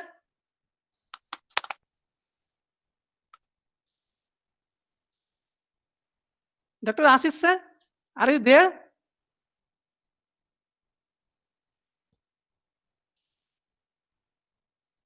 Ashish, sir, are you there? Yeah, I am here. Okay, okay, sir. It's over to you, sir. Carry on. Thank you, thank you. So at the outset, I'm greatly thankful to the Dum Dum Motijheel College, Calcutta, for organizing such a wonderful event, especially when we are into the new phase of pandemic. And I think the credit goes to the committee of the Dum Dum Motijheel College, especially to the principal, Dr. Guptaroy. We have the convener, Dr. Sahe, who is part of this event, and also the distinguished panelist, Professor Bhattacharya. We have heard renowned psychologists who had deliberated upon many aspects of the barriers which can be seen in terms of a psychological component. And my dear friend and Professor Soumyajit Patra, I think he has put me into a comfortable zone in terms of putting a wonderful platform that how we have to see the pandemic situation, especially his focus upon the biggest barrier, that is the rumor. I think that was really wonderful. I was also enlightened hearing to him, and an opportunity to interact in this pandemic situation. And along with that, we have the next speaker, Dr. Jayanti Das. And also, I think we have a team of panelists part of this program, especially Dr. Saxena, who is there, who is conducting the program, Dr. Kundu, Dr. Ghosh, and also I can see Professor Anirban Banerjee is also around. So I think this is a wonderful platform for sharing some of my views. And since the time is running short, I can see that my time was from 12:15 and then it's 15 minutes delay. So anyway, I will try to continue, and organizers can stop me if I try to cross the limit. I think first of all, we have to see that the new normal which has been created in terms of the post-pandemic situation. I think the new normal is that normal which is creating the new barriers. I think we are going in that fashion that the new normal is not exactly the normal which we are expecting. Rather, the new normal has to be seen in terms of certain barriers which have been there.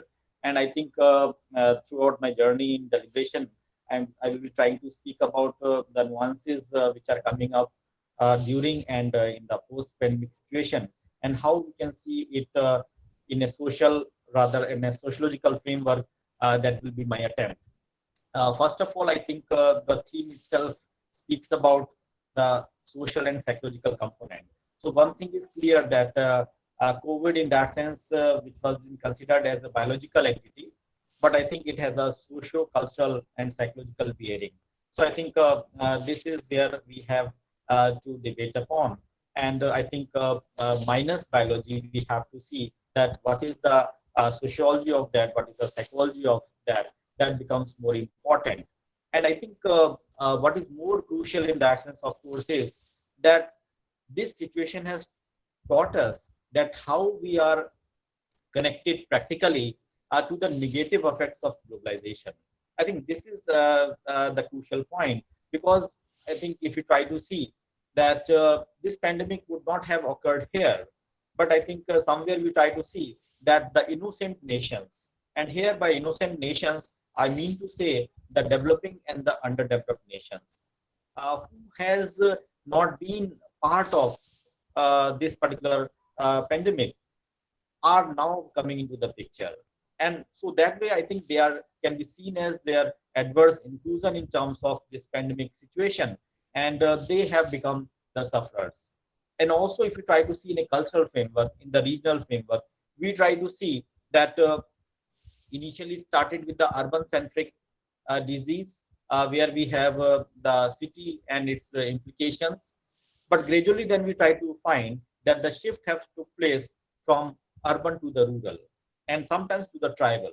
So I think this is where we try to see the sort of negative effects of this pandemic which has emerged, and we try to see that they have become the forceful victims of this particular thing. So virtually at the one end we were trying to be what you can say global, but on the other hand what has happened is that we have become self-centered and confined to our individualism. I think this is what this pandemic or the post-pandemic situation is going to bring about. I think if you try to see it in terms of the epidemiology and the effect of the coronavirus, initially it appeared to be uniform and secular, that it is going to affect the developing nations, the developed nations also, and underdeveloping in the equal pace, in the equal proportion. But I think when we try to see now in terms of the long-term effects, then we try to find out that its effects are to be seen as uneven, stratified, and class-oriented.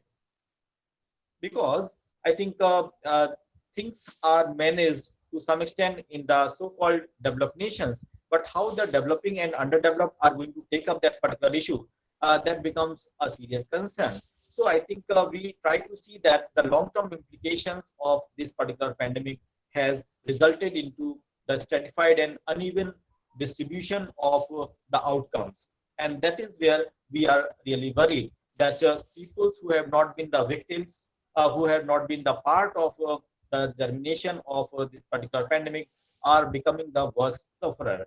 And that is where we have to see. And what is the thumb rule now? I think going with the Darwinian framework, that you have the struggle for existence that is sure for everybody, but ultimately we try to see that who is going to survive, and the survival is with the fittest. So survival of the fittest is basically the person who can afford in terms of the treatment, in terms of the vaccine, in terms of the control.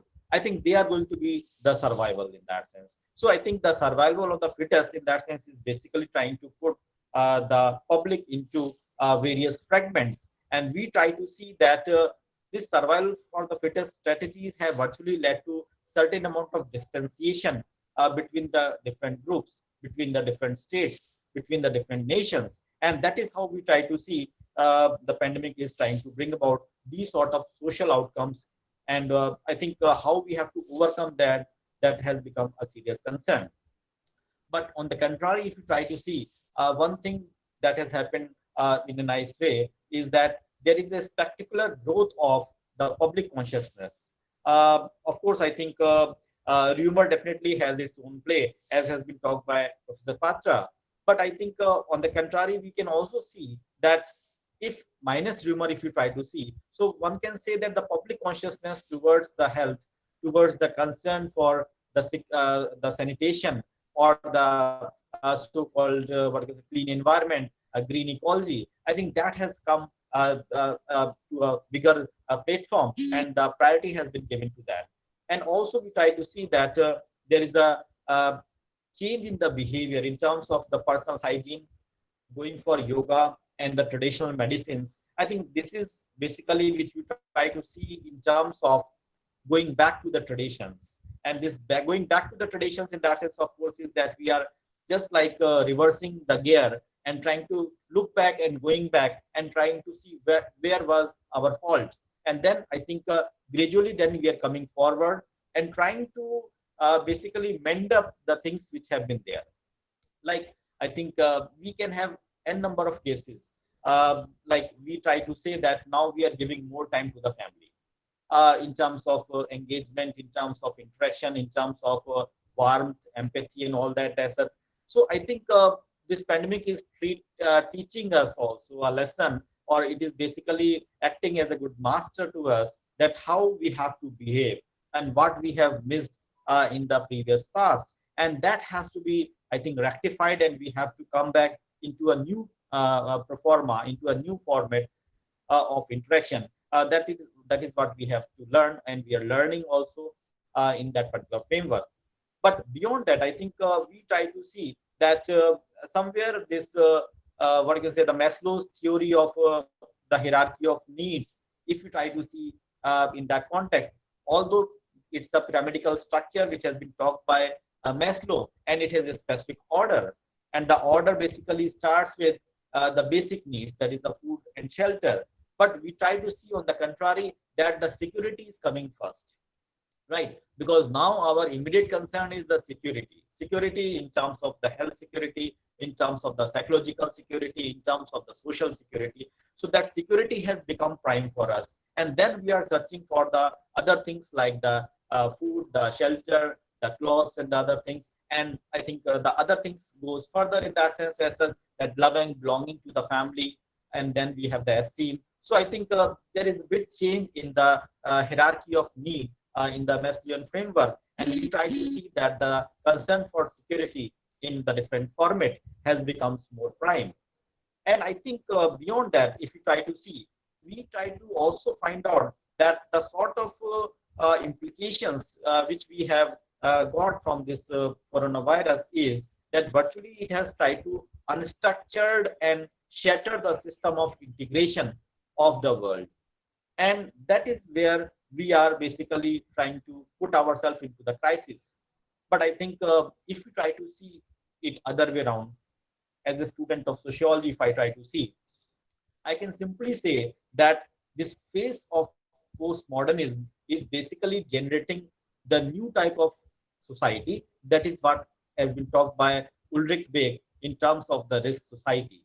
So I think this risk society is which we are into, what you can say, the journey. And I think one important thing that has to be highlighted over there is that these risks are not the natural risks. These are the man-made risks which has happened. And we can say that these manufactured risks, which are not the natural risks, are basically leading to the new forms of hazards. Either it's the health hazard that we had, or we have the social hazards, or we try to see the economic hazard in terms of de-employment and all that.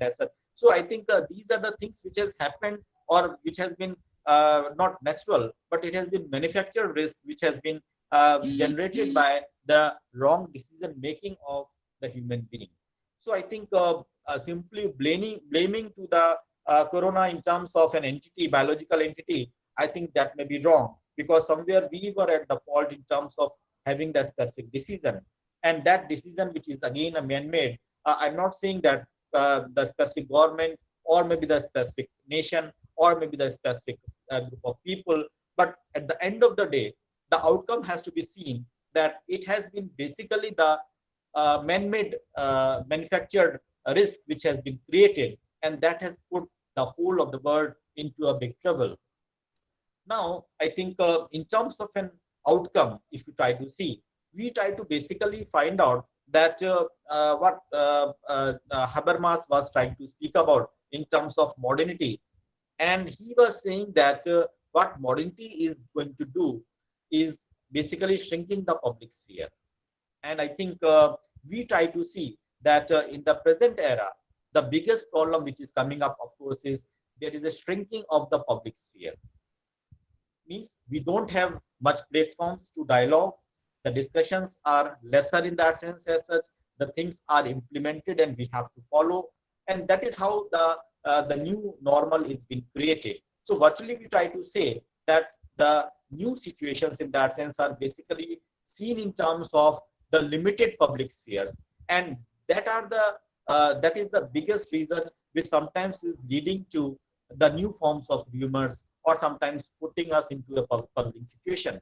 As rightly been pointed out by Professor Bhattacharya, that we are into the uncertain situations, and these uncertain situations are to be seen in terms of that this dialogue is missing. We don't have the face-to-face intercourse. We don't have face-to-face discussions, and with that, this gap is basically leading to the new forms of humor which are happening. So there is a lack of clarity. There is lack of the wisdom in that sense, and the ambiguity in that sense is going to be in the forefront, and that is basically leading to the new crisis in the society. Now, I think as we all know that the new culture which is coming up, of course, is that we are to work at home. I think that is the new normal which is coming up as such. Now, I think this new normal in terms of work at home, is seen basically as an alternative. And I think that has been debated in most of the platforms by the academicians and by the bureaucrats also, that this new normal in terms of work at home or in terms of this online mode is not going to be the final solution. I think it has its own limitation. And that way, I think this is a makeshift arrangement which we have to do. But here, my concern in that sense, of course, is that work at home is only permissible to certain sections of the society.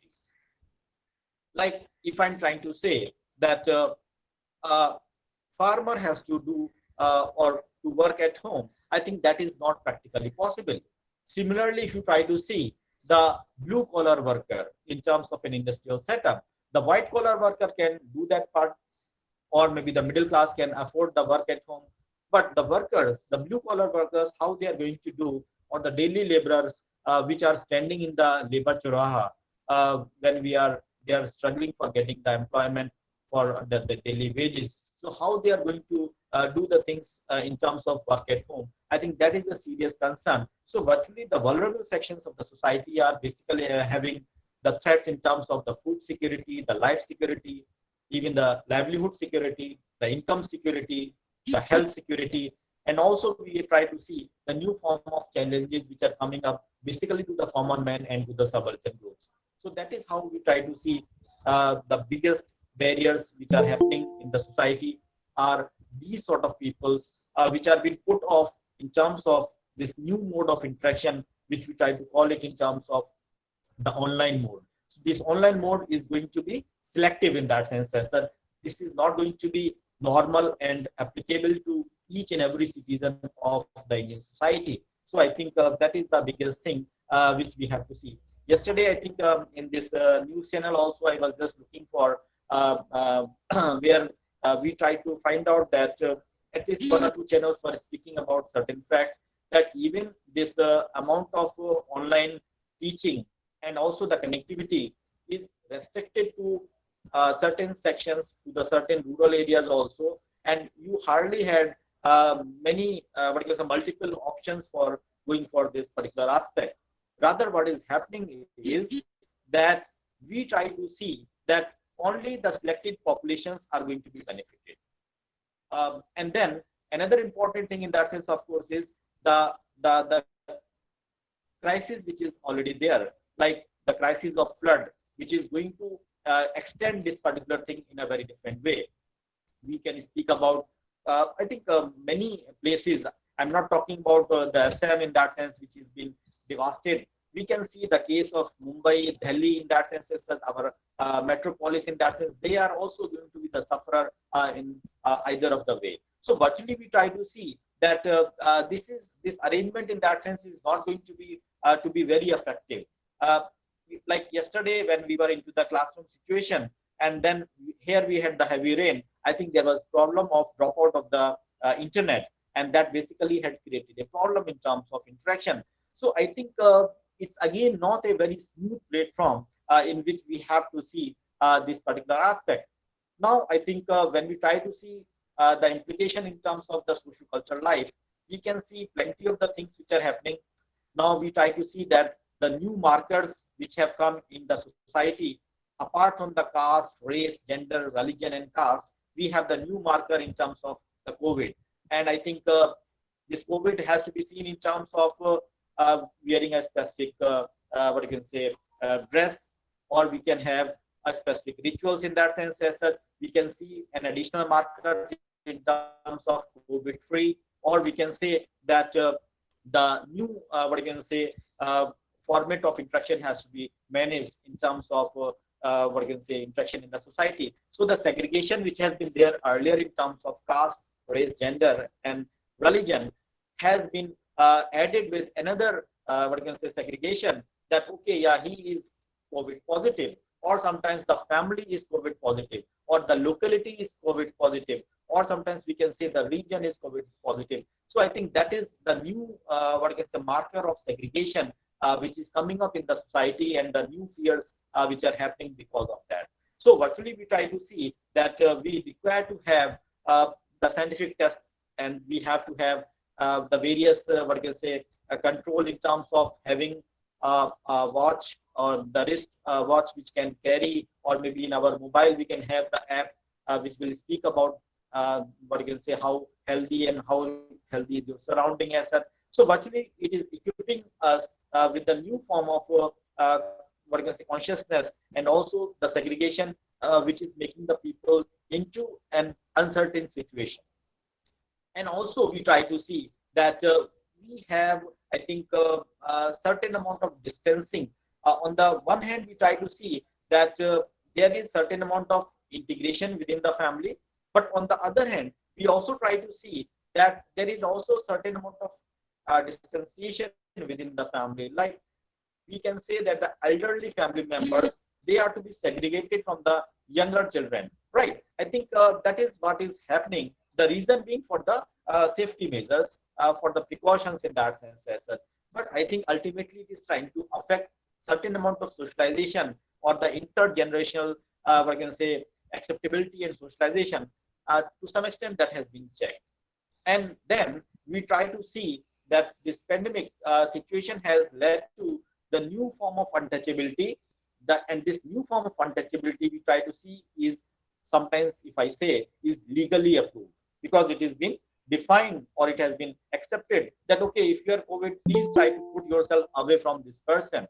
So I think this new form of untouchability is basically putting the distancing legally approved. And that is where we are a bit worried that how the peoples are to be kept at a distance. Yeah, one good thing that can be taken care that is visible in that sense, of course, is that this untouchability is not between the higher caste or the lower caste. Even this untouchability is between the similar class, between the similar caste, between the similar age group also. That is also happening. So I think we try to see, but that distancing definitely is going to create the new issues. And apart from that, I think as a sociologist, if we try to see, we have to redefine the understanding of the family and the marriage system. Basically, to see that the new form of marriages are the family setup has been created.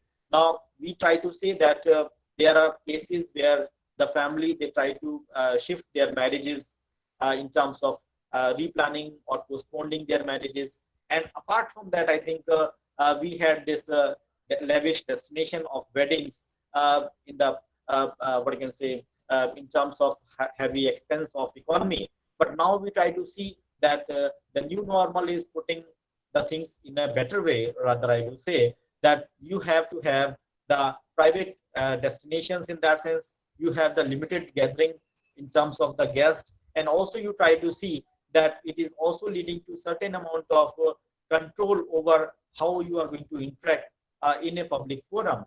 So that is where you have to take a permission from the concerned authority, then only you are allowed to go for the marriage, or you have to have certain checks, then only you can be permitted. So I think this is where we are really worried. Now I think these temples and the malls which have been opened, we have these new rules of interaction. I think most of the places have been showing that how the temples, if they are open, so the prasad is at a distance mode, the god is also at a distance mode, and then you are not supposed to click on the bell. I think these are the new formats of interaction which we try to see. And also we try to find out that we try to have certain other measures in that sense which are happening. Basically, we try to see the socialization which was supposed to be there from the parents or from the primary units of socialization. Now what is happening, of course, is that the schools or the virtual schools in that sense, they are basically trying to socialize. So the secondary socialization is basically coming not with the in-person interaction with the teachers, rather it is coming via technology. So now the student, the children in that sense, they are away from the teacher, they are away from their schoolmates, they are away from their playmates in the streets, and that is how they are being socialized. And virtually we try to see that they are basically being guided by the tertiary socialization skills which we try to see in terms of the technology. And we try to see that it also is going to affect directly or indirectly the what I can say, the sort of parenting which is there. I think there are many episodes which have been visible in the news channels that people, how parents are going to fight for the mobiles, how they're going to be hard to get their connectivity in that sense as such. They have to pay extra money for getting people connected.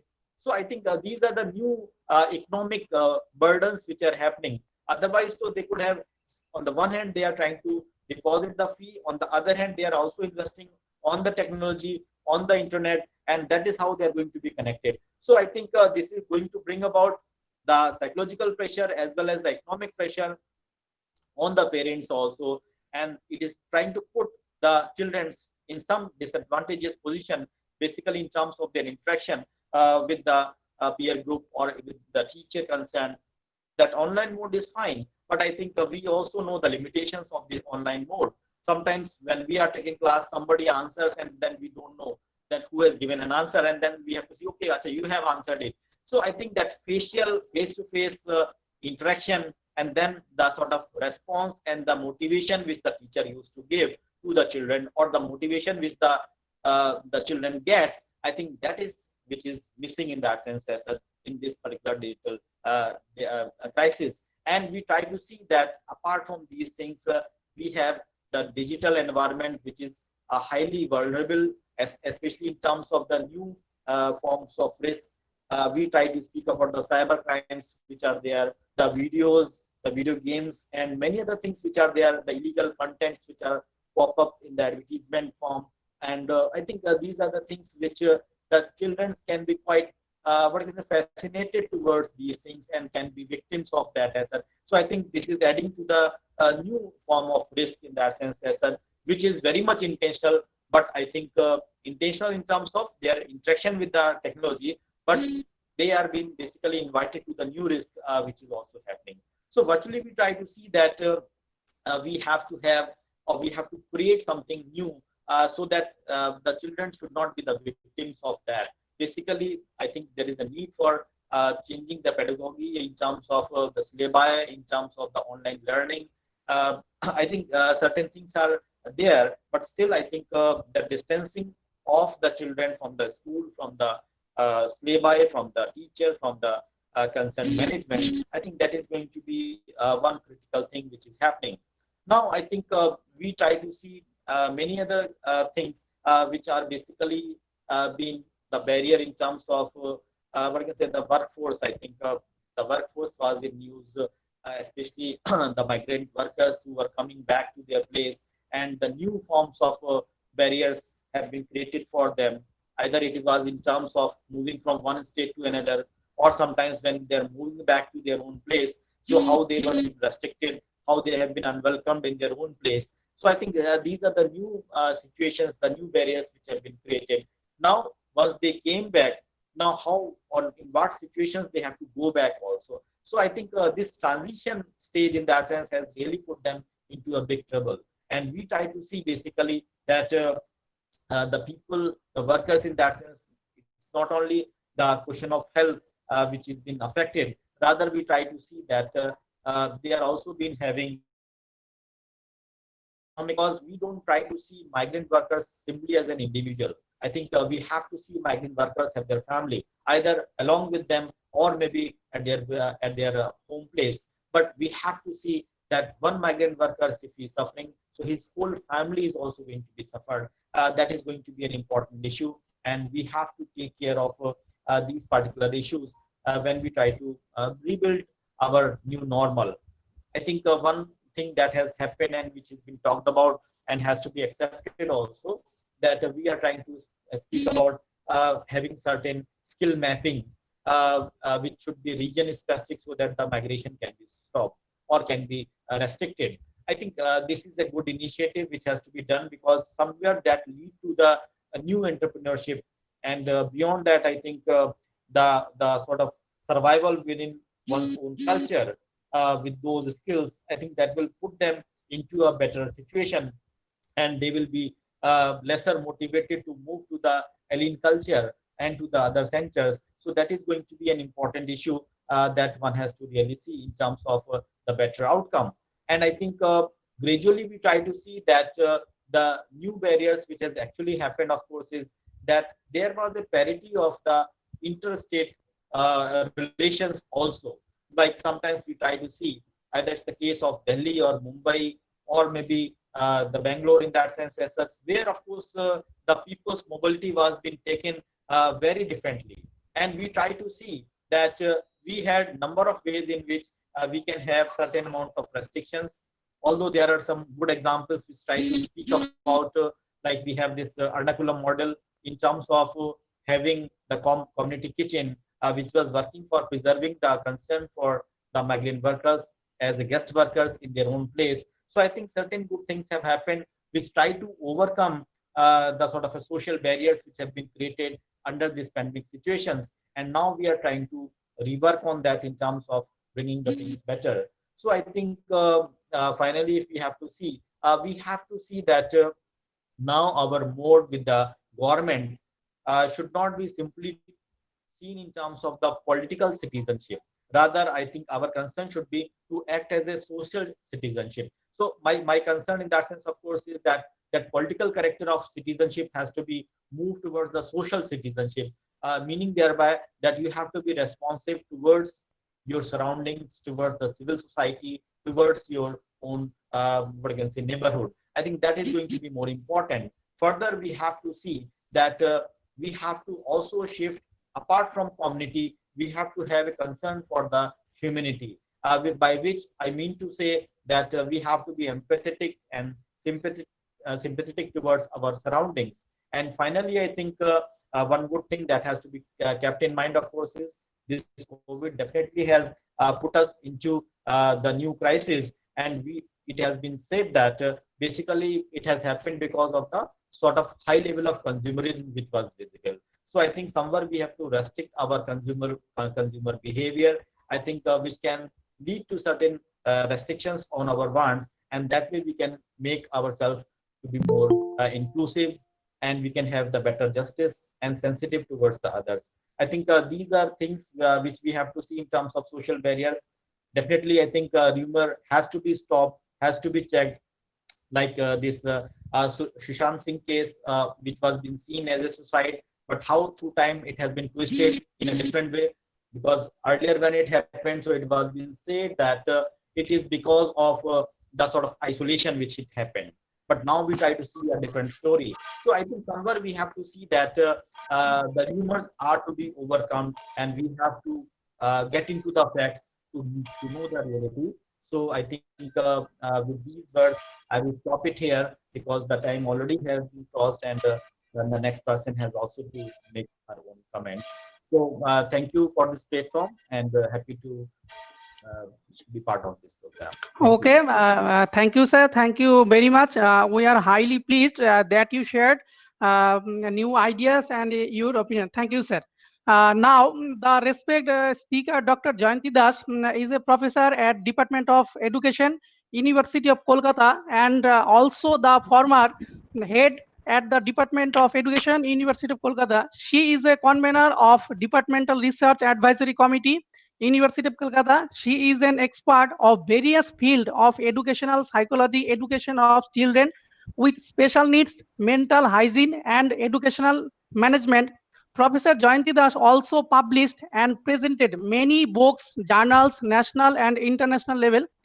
So welcome, madam, and I request you to take over the session. Are you, madam? Thank you. Am I audible to all? Yes, I am here. Okay. Yes, Okay, thank you. Is over to you, madam. Yes, I'm here. Okay. And I'm expressing my thanks to Dr. Guptaroy, principal, and Dr. Shah, convener, Dum Dum Motijheel College, and also Professor Patra, Sidho-Kanho-Birsha University, Professor Dibyendu, Bhattacharyya, Kalyani University, Professor Saxena, Allahabad University, for their valuable lecture, and also Dr. Roy, IQAC Director, and teachers of the Department of Education and the Department of Sociology, Dum Dum Motijheel College, for organizing this webinar during this pandemic situation when we are really in danger.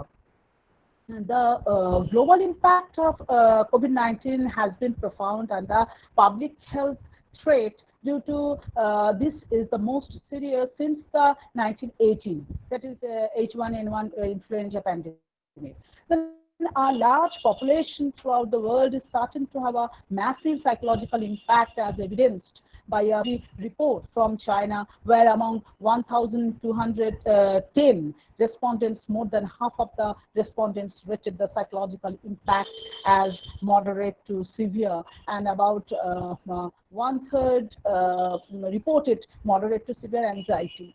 The studies that we found at post-SARS pandemic or post-Ebola indicate that even after recovering physically from the disease, individuals suffer from social and psychological problems, and similar be the impact with this COVID-19 pandemic situation. So evidence suggests that vulnerable groups who are confined to their homes during a pandemic can have negative health outcomes. So especially children become physically less active and have much longer screen time and irregular, resulting in weight gain and loss of cardiorespiratory fitness. Also, there are other direct and indirect implications of the closure of schools, like unintended childcare obligations, which are particularly large in healthcare occupations. This could be related to the current situation in most of the countries throughout the world, not only in childcare but also in the adult and geriatric population. Now, the situation is that COVID-19 is a supply shock and a demand shock. Both the aspects will impact on aggregate trade flow. It has both direct and indirect economic implications. The shocks and flow of physical and financial assets are interacted. An increase in health budget and the lowering of overall GDP is sure to impact the whole world. And another area of impact would be travel and tourism. In the current scenario, in this pandemic situation, the travel of any citizen of any country has been virtually stopped. So also, even once the pandemic is over, it is almost certain to take a long time before people become confident of travel. They will think that what should I go? Is it really helpful to go? This kind of questions I think will come. And the stigma and fear are another aspect of the outbreak of a pandemic. It can present major barriers against healthcare seeking, social marginalization, distrust in health authorities, and distortion of public perceptions of risk, resulting in mass panic among citizens and the disproportionate allocation of healthcare resources by politicians and health professionals. So, emerging mental health issues in the COVID-19 pandemic is a global emergency situation, while the diagnosis of specific disorders need a specific time period, which is a major constraint to quantify the mental health issues. Moreover, many of the survivors may develop mental health challenges during COVID-19.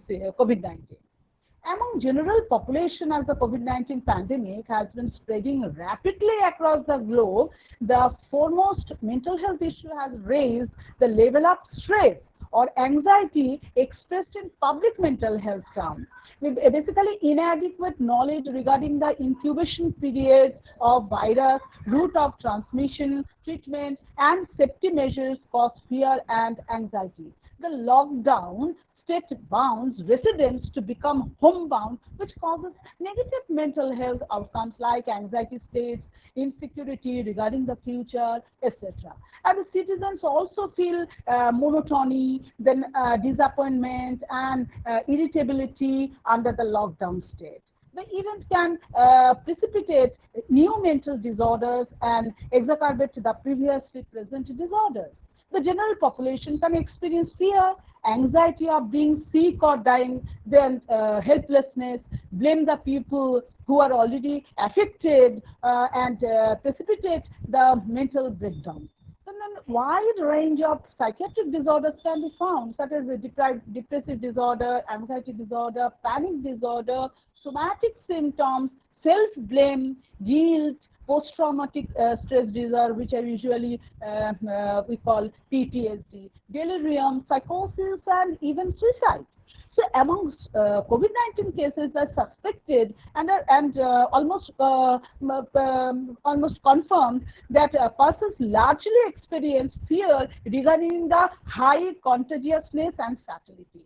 The quarantined people feel boredom, loneliness, anger, depression, anxiety, denial, despair, insomnia, harmful substance abuse, self-harm, and suicidality. So the survivors are the high-risk people to develop a wide range of mental disorders such as depression, anxiety, and PTSD. And as a continuation of safety behaviors, patients may develop obsessive-compulsive disorders, and that's washing continuously, this kind of, just for example. And moreover, physical symptoms of COVID-19 such as fever, hypoxia, and cough, along with adverse effects of prescribed medications, may cause more anxiety and mental distress. And the recent study of 1,210 participants from 194 cities in China reported that 54% had a moderate or severe psychological impact, and 31% had some sort of depression, and 36% had some sort of anxiety, and 32% had some sort of stress. So among family members, not only these, among family members and close contacts along with the persons with COVID-19, they face psychological problems as they have been stressed, isolated, or quarantined, which makes people anxious and guilty regarding the aftermath of the contagion, quarantine, and stigma on their family members and friends. The family members who lose their loved ones from the pandemic results in anger and resentment. Furthermore, they also feel shame, guilt, or stigma for those family members who are sick or to some extent quarantined. On the other hand, the children who have been isolated or quarantined during the pandemic have higher chances to develop acute stress disorder, adjustment disorder, and grief. And if we neutrally judge, then we see that among health care workers as pandemics are the global public mental health emergency, healthcare services demand increases sharply. Furthermore, many countries do not have adequate manpower as well as resources to cope with COVID-19. And thus, healthcare providers have to face an increased workload with the fear of being infected. So many times they have been quarantined frequently when they contact COVID-19 confirmed person. Increased workload, isolation, and discrimination are common, which result in physical exhaustion, fear, and emotional disturbance, and sleep disorders. And a recent study involving 1,563 health professionals reported that more than half, that means 50% of the participants reported depressive symptoms, 45,000 anxiety, and 36% sleep disturbance. And moreover, there are not adequate services to provide counseling and psychiatric screening services for anxiety, depression, and suicidality for physicians who have been dealing with that infected person. And so, along with the physicians, the frontline healthcare providers can develop mental disorders. This is estimated as the chances of getting infected is much higher with the risk of exposure, which creates a fear of transmission to their loved ones and especially children. Among special population, that is old age and comorbidities, as this pandemic has been spreading rapidly across the world, it is bringing a considerable degree of fear, worry, and concern about few certain groups, particularly in older adults and people with underlying comorbid disorders.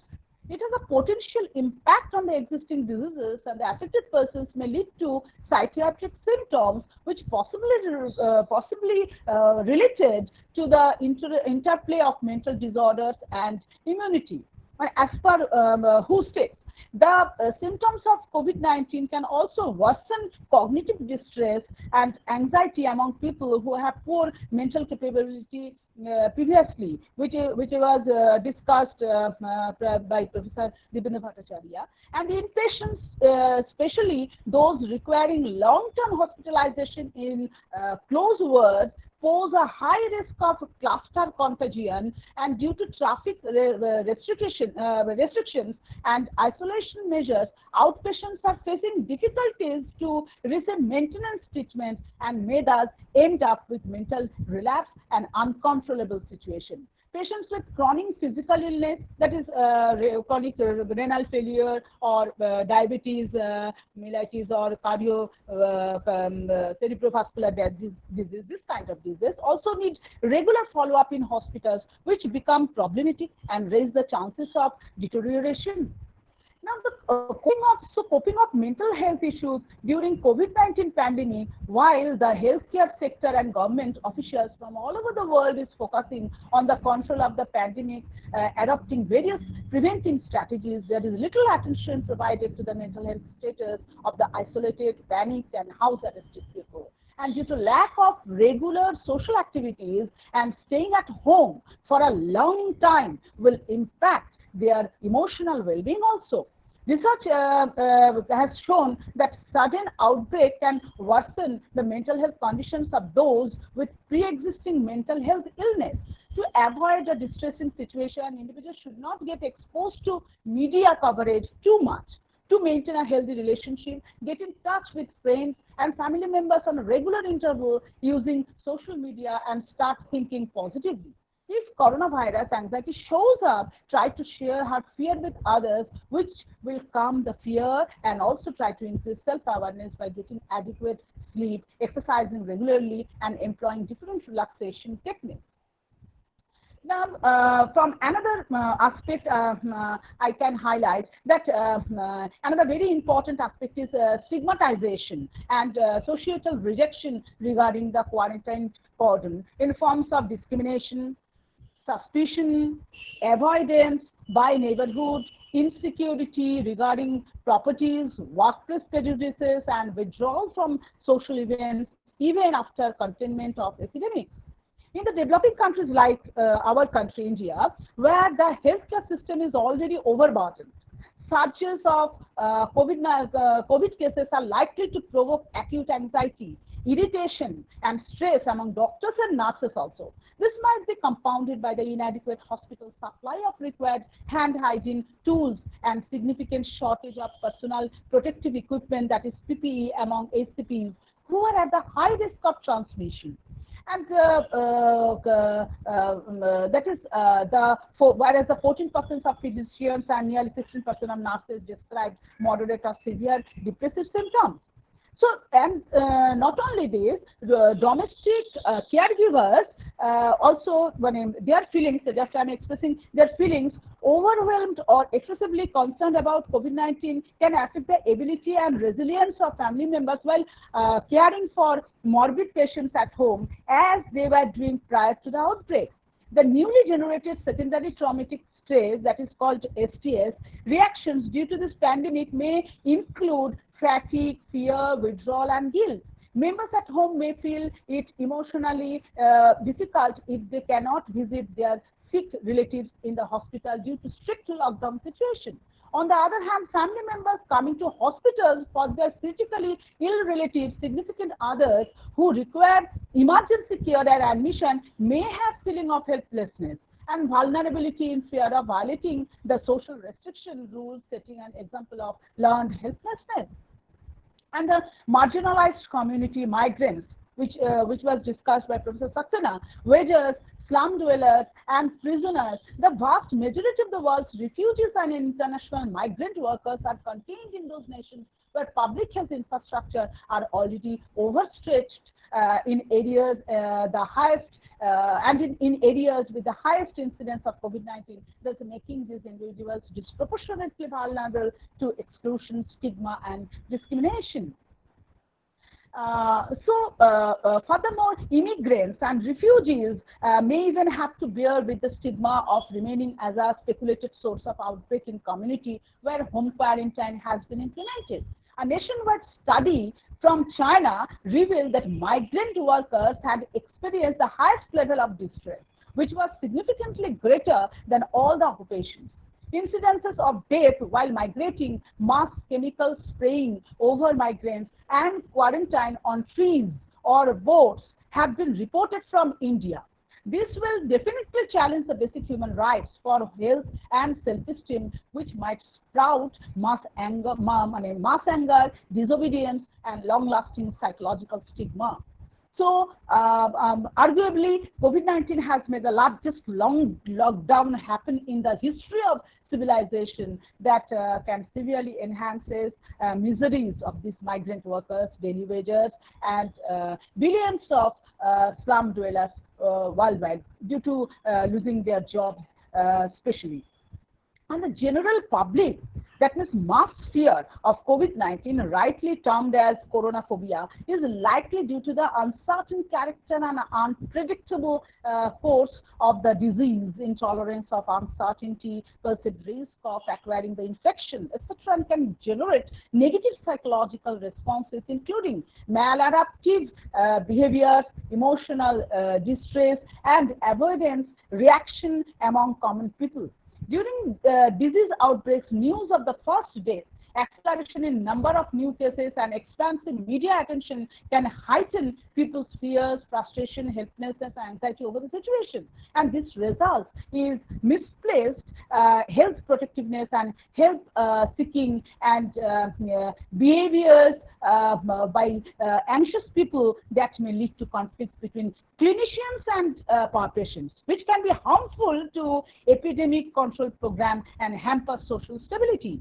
An overconcerned public may worry about lockdown-related scarcity of emergency and essential services, and this non-realistic panic can lead to fallacious feelings regarding stockpiling daily essentials of resources like hand sanitizer, medications, protective masks, or even toilet paper.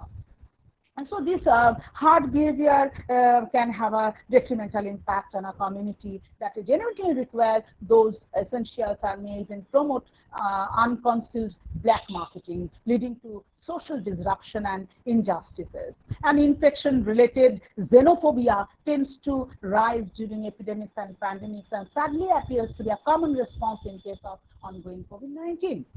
And the effects on people with pre-existing psychiatric illness, that is mentally challenged patients, are substantially more prone to develop infectious diseases such as pneumonia, and are at considerable risk of experiencing more negative physical as well as psychological outcomes during a potentially fatal epidemic like COVID-19. And cognitive decline, poor awareness level, impaired risk perception, and reduced concern about personal hygiene can increase the chances of acquiring infection in such individuals. And additionally, social discrimination against mental ill health makes the management of patients with COVID-19 more challenging when psychological morbidities coexist. And psychiatric patients are also prone to develop recurrences or deterioration of the pre-existing signs and symptoms.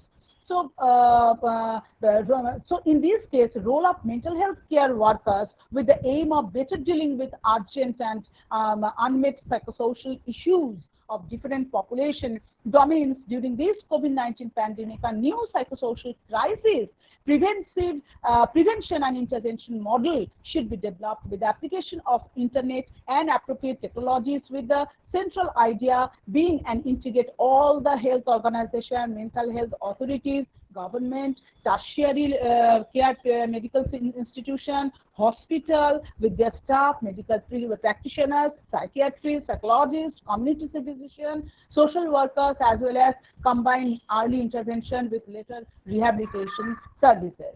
So just now I just highlight some managing how to manage our mental health and psychosocial well-being during this time, which is really important to manage our physical health.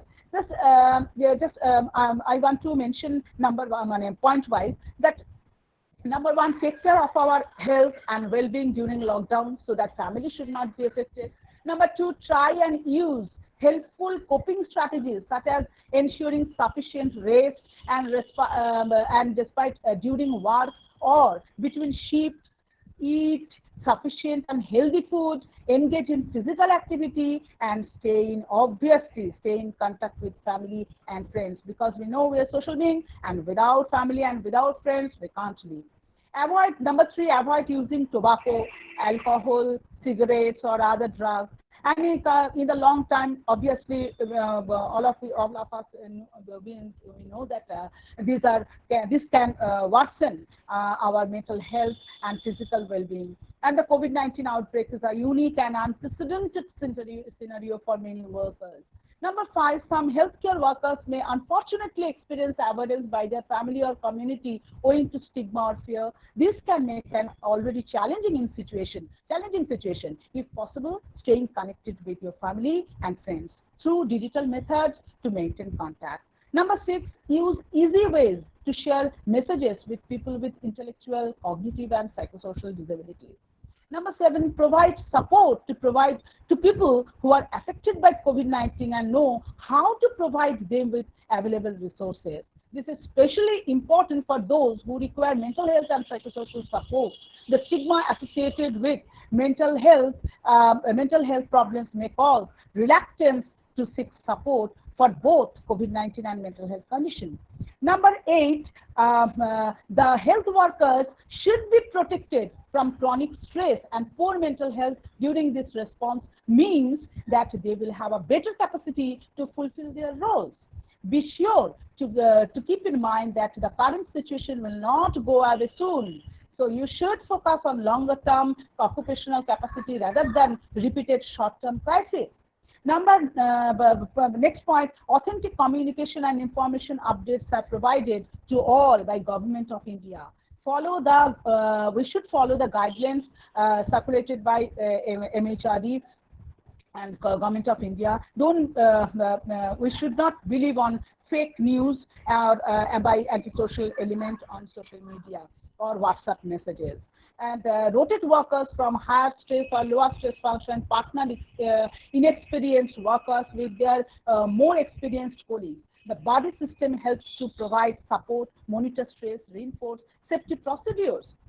Then next one, orientation for nurses, ambulance drivers, volunteers, case identifiers, teachers, and community leaders and workers in quarantine sites on how to provide basic emotional and practical support to affected people using psychological services. Next, isolated elderly with cognitive decline or dementia may become more anxious, angry, stressed, agitated, and withdrawn during the outbreak or while in quarantine. So need to provide practical and emotional support through families and health professionals. Next, be prepared and know in advance where and how to get practical help if needed, like calling a taxi, having food delivered, and requesting medical care. Make sure you have up to 2 weeks of all your regular medicines that you may require. Next, learn simple daily physical exercises to perform at home in quarantine or isolation so we can maintain mobility and reduce boredom. Next, keep regular routines and schedules as much as possible or create new ones in a new environment, including regular exercising, cleaning, daily course, singing, painting, or other activities. Keep in regular contact with loved ones via telephone, email, or social media messages for people who are in isolation ward. And during times of stress, pay attention to your own needs and feelings. Engage in healthy activities that you can enjoy and find relaxing. Exercise regularly, keep regular sleep routines, and obviously eat healthy food.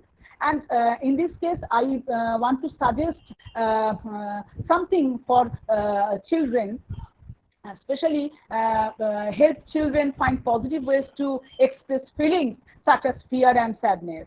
Here's what's happened, beta, please express this kind of. And then number two, that engage the children in a creative activity such as playing, drawing, indoor games. and children feel relieved if they can express and communicate their feelings in a safe and supportive environment. And number 4, that keep children close to their parents. Obviously, it should be. And family, and avoid separating children as much as possible, but teach them importance of social distancing, how to maintain social distancing. It should be learned. And maintain familiar routines in daily life much as possible, or create new routines, especially if children must stay at home. Use separate towel for children. Then engaging age-appropriate activities for children, including activities for their teaching and learning. Encourage children to continue to play and socialize with others, even if only within the family when advised to keep social distance. During times of stress and crisis, it is common for children to seek more attachment and be more demanding.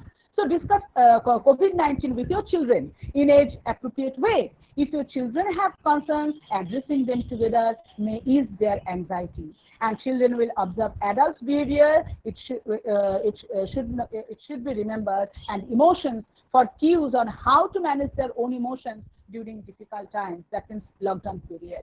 So besides COVID-19, the 21st century is also the era of emerging pandemic of mental illness. The psychological and social preparedness of this pandemic carries great importance. The government and stakeholders must appreciate the psychosocial morbidities of this pandemic and assess the burden, fatalities, and associated consequences.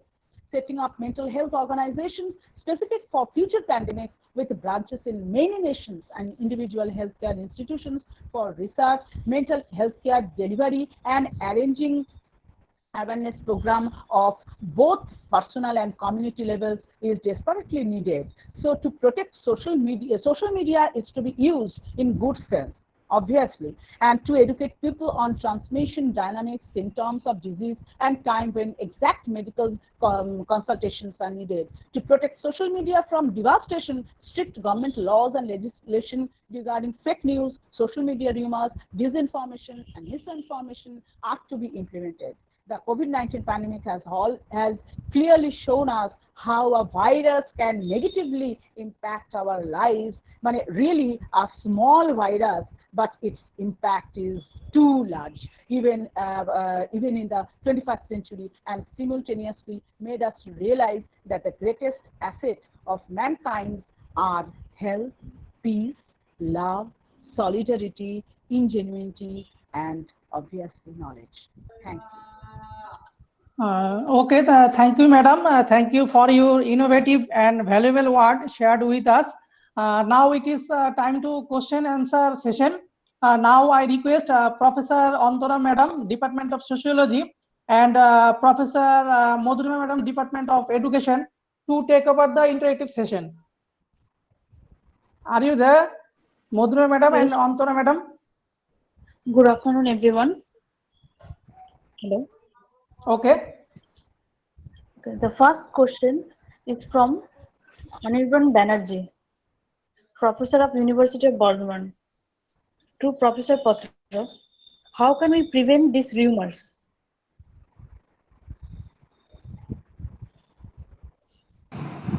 Hello, Professor Patra. Are you here? Yeah. Am I audible? Yes, sir. Yes. Yes. Thank you, Professor Anirban Banerjee, for raising this question. Can we really prevent rumors? No, we can't. The rumor is as old as humor history. We have heard the term rumor. It was first used during 14th century, but it is as old as human history. So we cannot prevent, these are informal communications, we cannot prevent it. But what we can do is we can verify certain content so that it do not harm us. There are certain legal measures which have been taken in different countries of the world, not only in India. But rumors goes on doing the rounds.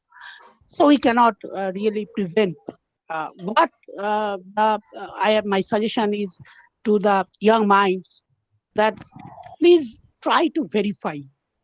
I have found one question in the chat box that what is the difference between some agencies giving some wrong informations.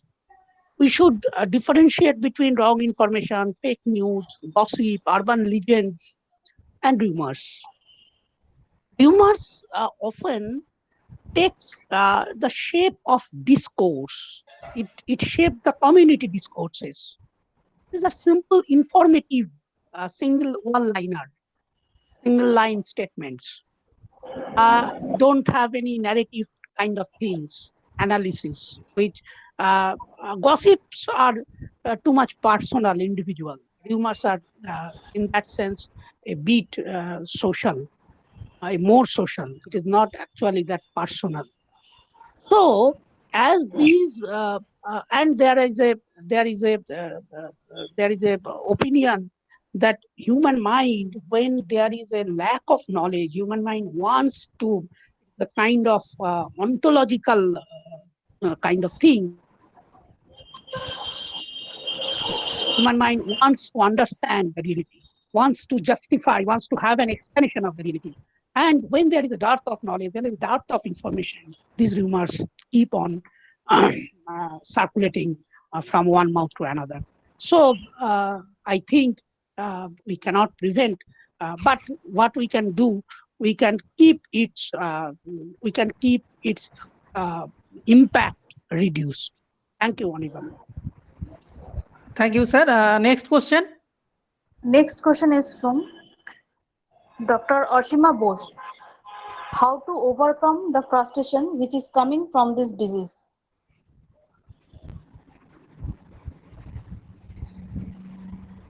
Hello, to whom? To Speaker Patra, Professor Patra. How to overcome the frustration which is coming? What is the question? How to overcome the frustration which is coming from this disease? Frustration. Yes. The only thing from my deliberation, the only thing to overcome fear, frustration, is to have the knowledge of the COVID. That is what I wanted to say. Many of the things we are doing in our daily life, which doesn't have any rational basis. So these things are frustrating again and again us, which do not have any rational basis. Try to understand that this is a problem, no doubt, unprecedented problem, and we are in a new normal. And there is also a question that if some medicines come, whether we'll go back to our old normal. So the thing is, try to keep yourself and your family as much as possible away from the danger, and have patience. There is nothing to be worried much about. If you wear a mask, if you have hand sanitizer in your hand, and if you can maintain social distancing as far as possible, there is nothing to be frustrated at this situation. Thank you. Okay. So Thank you, next sir. question from Gitanjali Roy Mitra to Professor Patra again. How is it that rumors gain ground in a modern world where minds are socialized? Rumors gain ground. Gain ground. Rumors, in a modern world where minds are socialized to relate the causes and consequences. Yeah, it is a good question. Fine. Actually, human minds have two things. One is its rational, logical aspect. Another one is its illogical or irrational, what we call as irrational aspect of mind. So when uncertainties come, when we do not have any solid basis of solid basis of justifications, we resort to religion, we resort to spirits, and sometimes we resort to unverified things, which we term as rumors. So there is no straight cut answer to your question. Human minds, we have never been modern. Have you heard the name of Bruno Latour?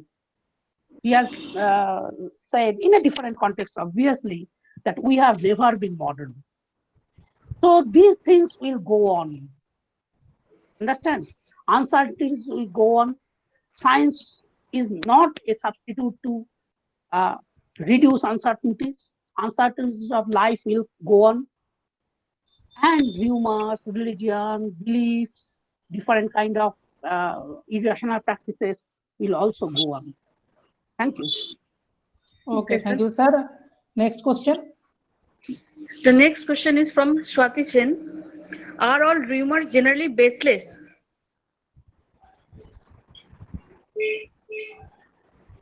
It is a very very interesting question. Are all rumors baseless? Yes, the answer is yes, and answer is no. If you go to the subject and predicate part, it has sociological basis, cultural practices, all the things. Have you heard? I think she has heard my lecture. I started my lecture with examples of a rumor associated with eating of tomato. So these tomato can be treated as a cultural objects. In a culture, in a group where tomato is unknown, this rumor will not appear. So in that sense, the form of rumor definitely has a socio-cultural base, but the content is unverified. It is baseless. Am I audible? Audible. Content. If we analyze the rumors, in terms of its form and structure and its content, then I will say that yes, the form and structure of a rumor has its socio-cultural base, but the content is unverified, so it is baseless. At that point in which rumors are doing the rounds, at certain points of time, it may be proved as true. But when people people circulate rumors, an unverified statement, it is rumor. Next. Thank you, sir. Thank you, sir. Next question from Dr. Sudipta Pal. How to differentiate between rumors and true facts?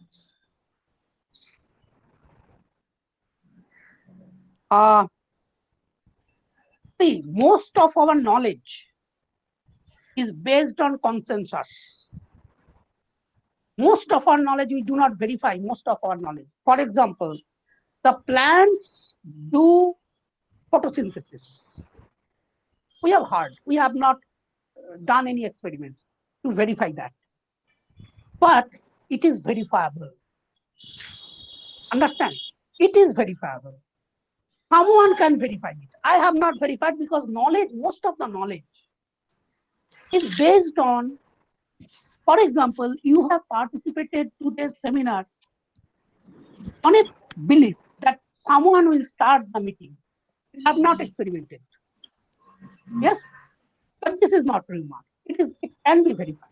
Verified, it is verifiable. But you have done your registration, complete your registration. You have make all arrangements to participate in this webinar on a simple consensus belief. So most of our knowledge in social life are based on this kind of consensus. But rumors are things which are mainly based on unscientific, without any foundation knowledge. Understand?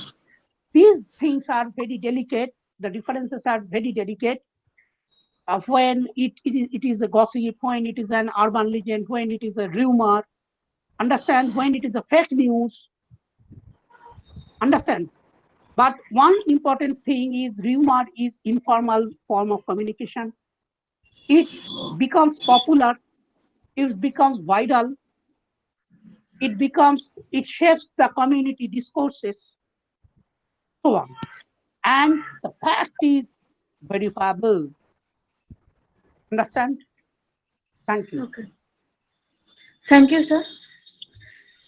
So the Next question.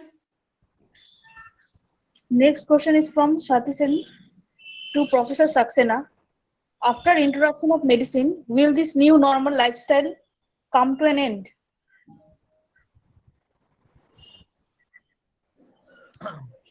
Yeah, can I answer it? Yes, sir. Acha, I think see, basically it's not a question of medicine. It's basically the question of assets. I think that is going to be more important. And I think if SS is perfectly fine, and let us say if it is 100% or so, then we can expect the new normal, which should be normal. But otherwise, I think certain restrictions will be there. That is my feeling. Because it's not simply the, what you can say, like Russia has come out with the vaccine, but whether it is going to be within reach to everybody, that is a bigger question. So I think under those constraints, restrictions, normal has to be checked. Okay, sir. So the next question is from Gitanjali Rai Mitro. What is your reflection on the decision of the reservation of jobs for the domicile population taken by the various state governments?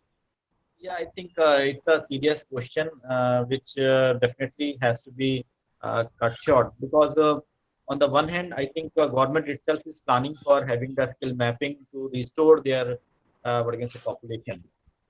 But on the contrary, if they try to close the doors, I think that may not be a very good policy, because son of the soil definitely is a big debate which has happened long back, that son of the soil can always not be a good solution, because it will involve certain level of inbreeding and then monopoly in that sense. So I think these sort of things are to be checked. But on the contrary, government can definitely plan for skill mapping to restore their what you can say population. But it's not be seen in terms of moving people from other areas to come in, because I think as a student of sociology, we believe in the social mobility, definitely, which involves the geographical mobility also. Okay, thank you, sir. So now I like to hand over the interactive session to Madhurima ma'am. Madhurima madam, are you there? Yes, I am here. The first question from Sriti Roy to Dr. Dibyendu Bhattacharyya sir. The question is, due to economic condition, school and college students are involved in earning money to survive. What is the way out for them?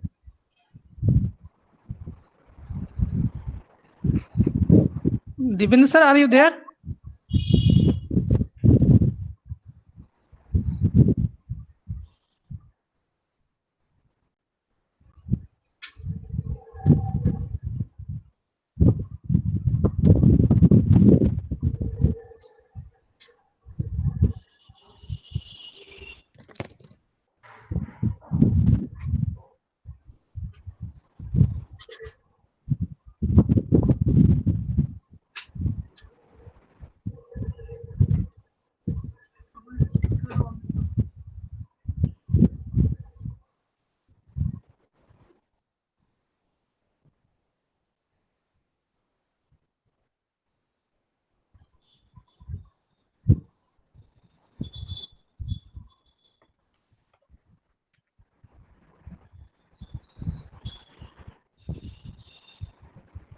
Madhurima madam, next question.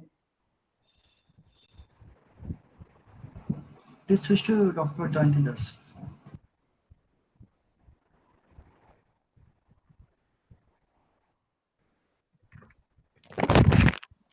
Polash? Hello? Polash? Polash? there are questions for Jayanti ma'am also. Can I ask? Okay, you may carry on. Please. The question is from Momita D. Webinar is educating teachers, students, researchers, etc. How these webinars used to educate more and more common people of society. For this reason, I have to. Am I audible to you? Yes, ma'am. Yes, for common people, this kind of webinar is not always useful for the common people, especially those who have not this kind of devices, or especially network issue. It's a very important thing in the rural areas and the suburban areas. People are facing so much network problem. So it is really a problematic for them to handle this kind of webinar or to join in the webinar.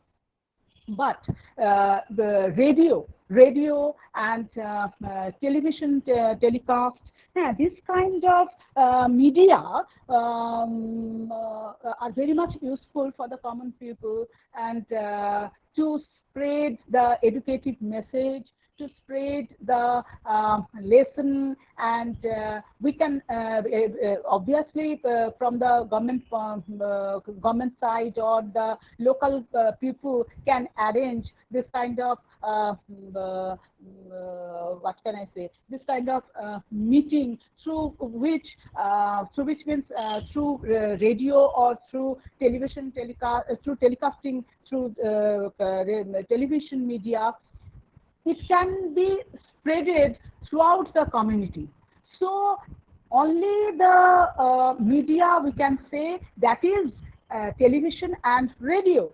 Otherwise, due to network issue, the people, general people, I can say, the general people cannot join this kind of webinar. So only the informal agencies or non-formal agencies can helpful for the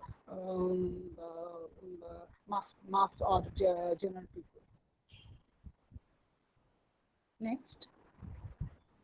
Next question. The previous question was from Orpita Chakraborty.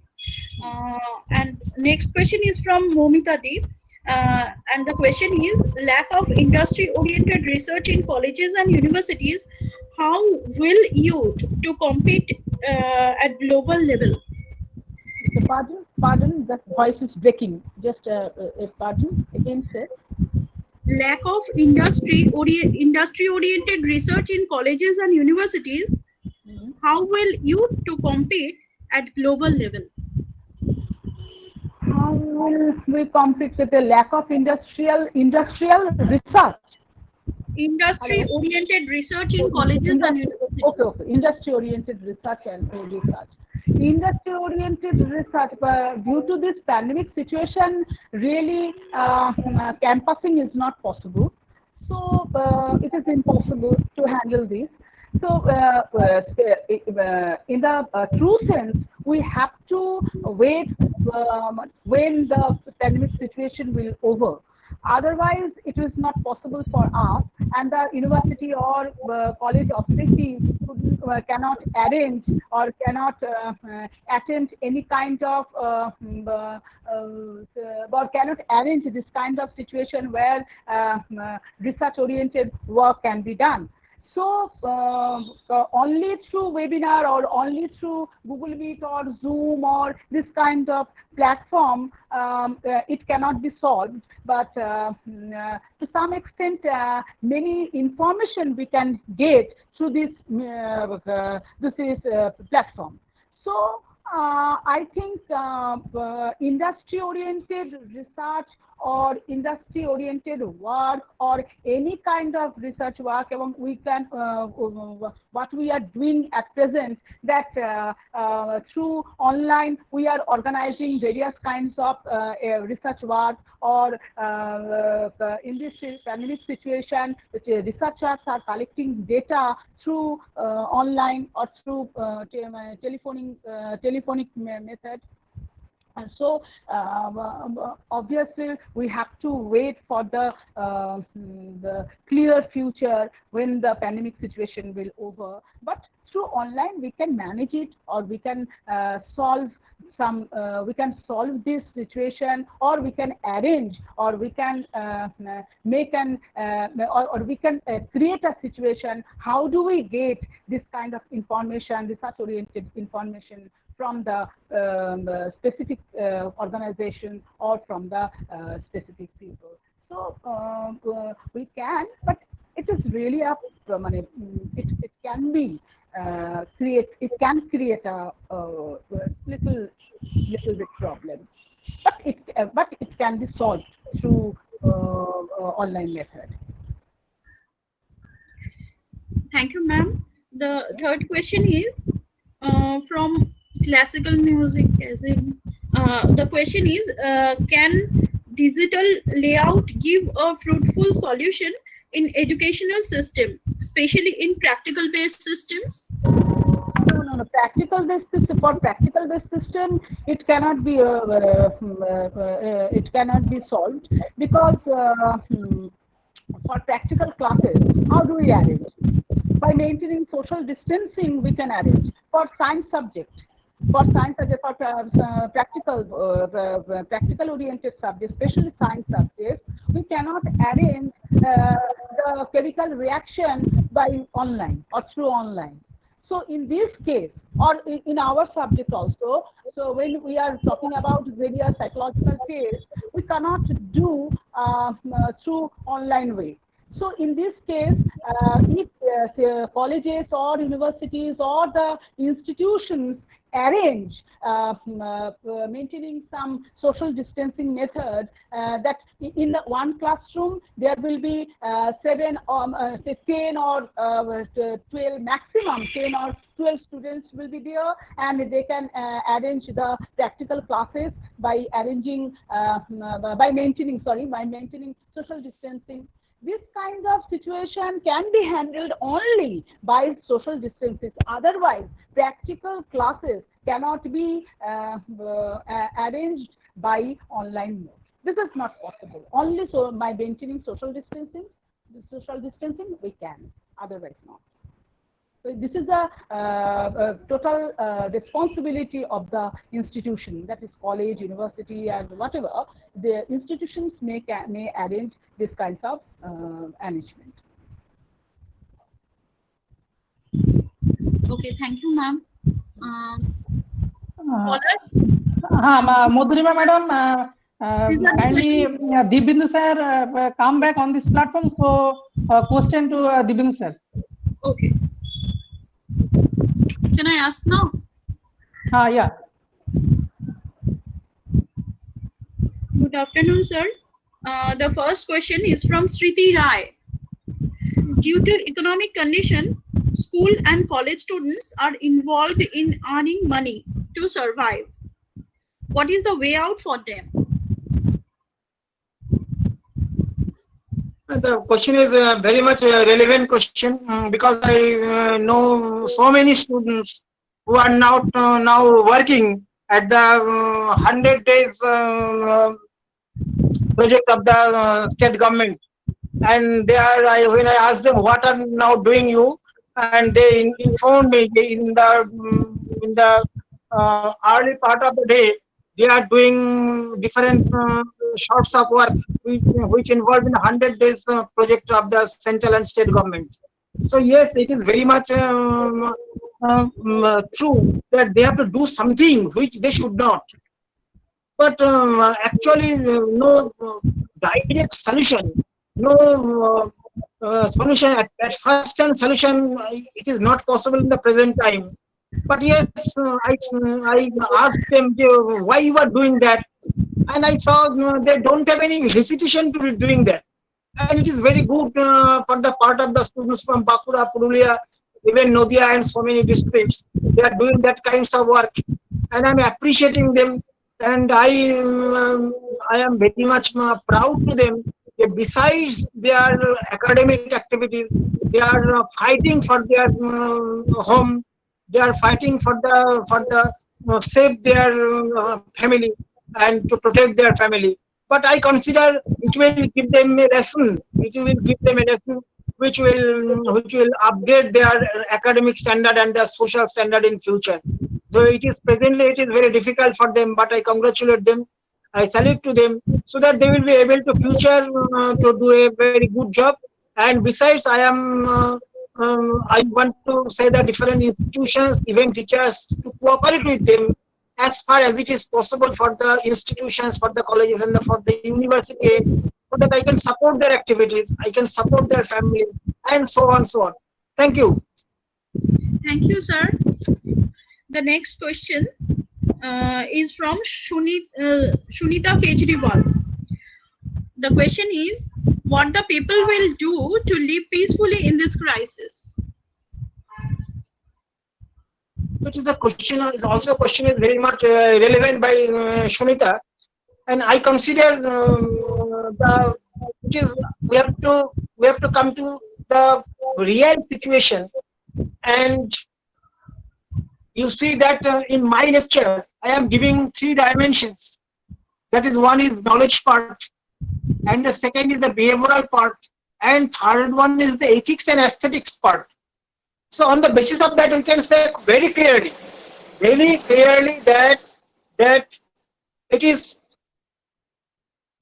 quoted by Tagore, a very important line, which I quote previously some 1 or 2 webinar also. মোরা সত্যের ওপরে মন আজি করিব সমর্পণ, জয় সত্যের জয়। যদি দুঃখ দহিতে হয় তবু মিথ্যা চিন্তা নয়। So that is the very right part. Think rightly. That is also uttered by the Buddha. That is also uttered by the yoga philosophy. So to do something like that, so that we have always think correctly. So যদি দুঃখ দহিতে হয় তবু মিথ্যা চিন্তা নয়, and similarly যদি দৈন্য বহিতে হয় তবু মিথ্যা কর্ম নয়. So do right things and do active work, to involve yourself different kind of activities. Suppose in the name of webinar platform, we are doing something, we are involved something, we are trying to activate ourselves so that we have a very good environment for passing time, etc. So always do something which is good. And in the name of you see, in the name of aesthetic well-being, we are trying to say, try to do something which is related to the platform of ethics and aesthetics. Like to do something which is related to the performing art, that is recitation, that is music, that is different forms of cultural activities.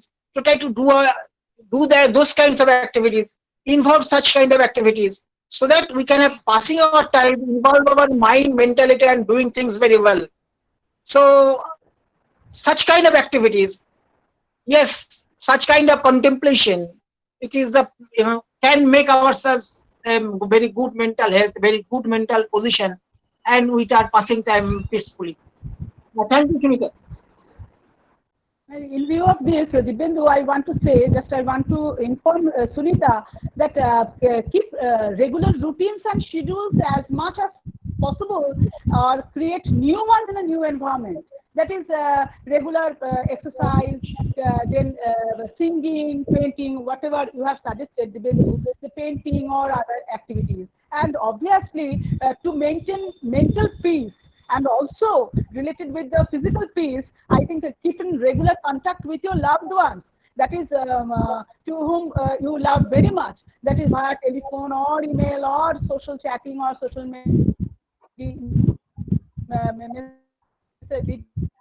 video conferencing, video who are in way. I think mental peace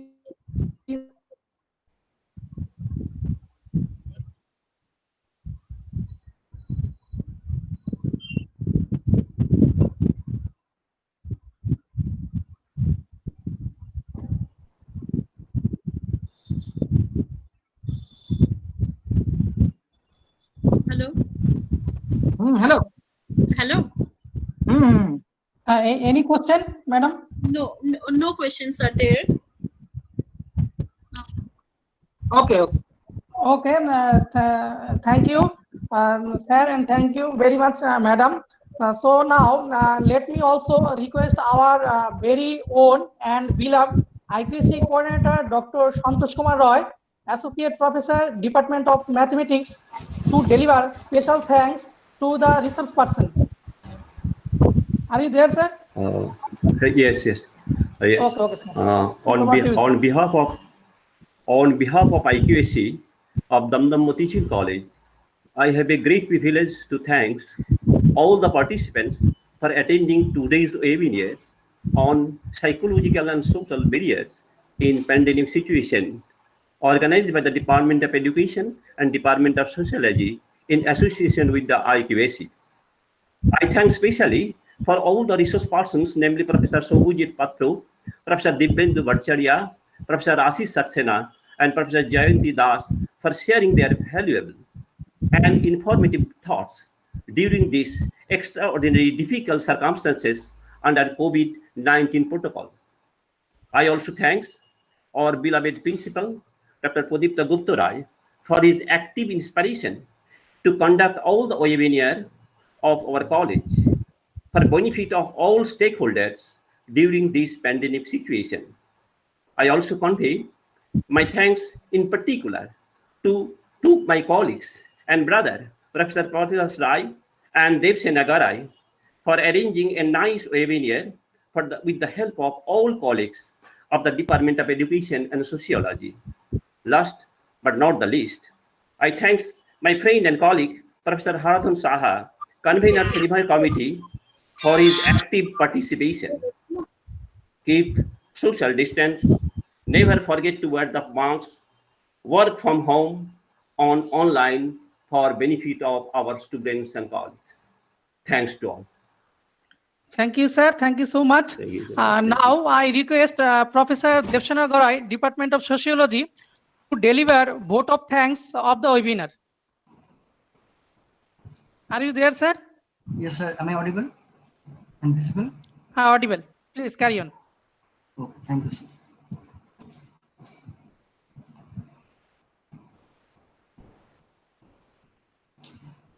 Honorable Principal, sir, Dr. Pradeepta Guptaroy, respected coordinator, IQAC, Dr. Santosh Kumar Roy, and convener of the seminar committee, Dr. Haradhan Saha, and our most valued invited distinguished guest speaker and respectful participants.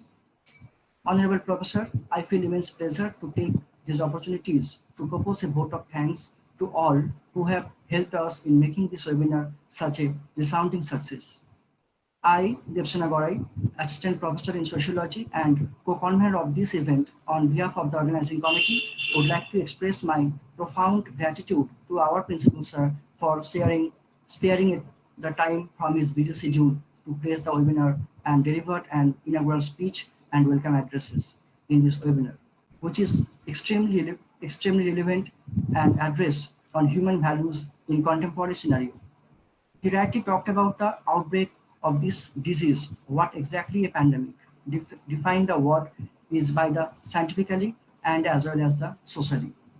He rightly talked about the values that must guide human behavior, goals, intention, and aspiration in today's challenging time of pandemic. He rightly talked about our behavioral changes on this situation. I would especially thankful to our convener of the seminar committee, Dr. Haradhan Saha, for his plenary speech. Sir has mentioned in his lecture that how we survive us in this situation, how the science is doing their best to reduce the pandemic situation. The way to come out from this worst situation only by the help of the science.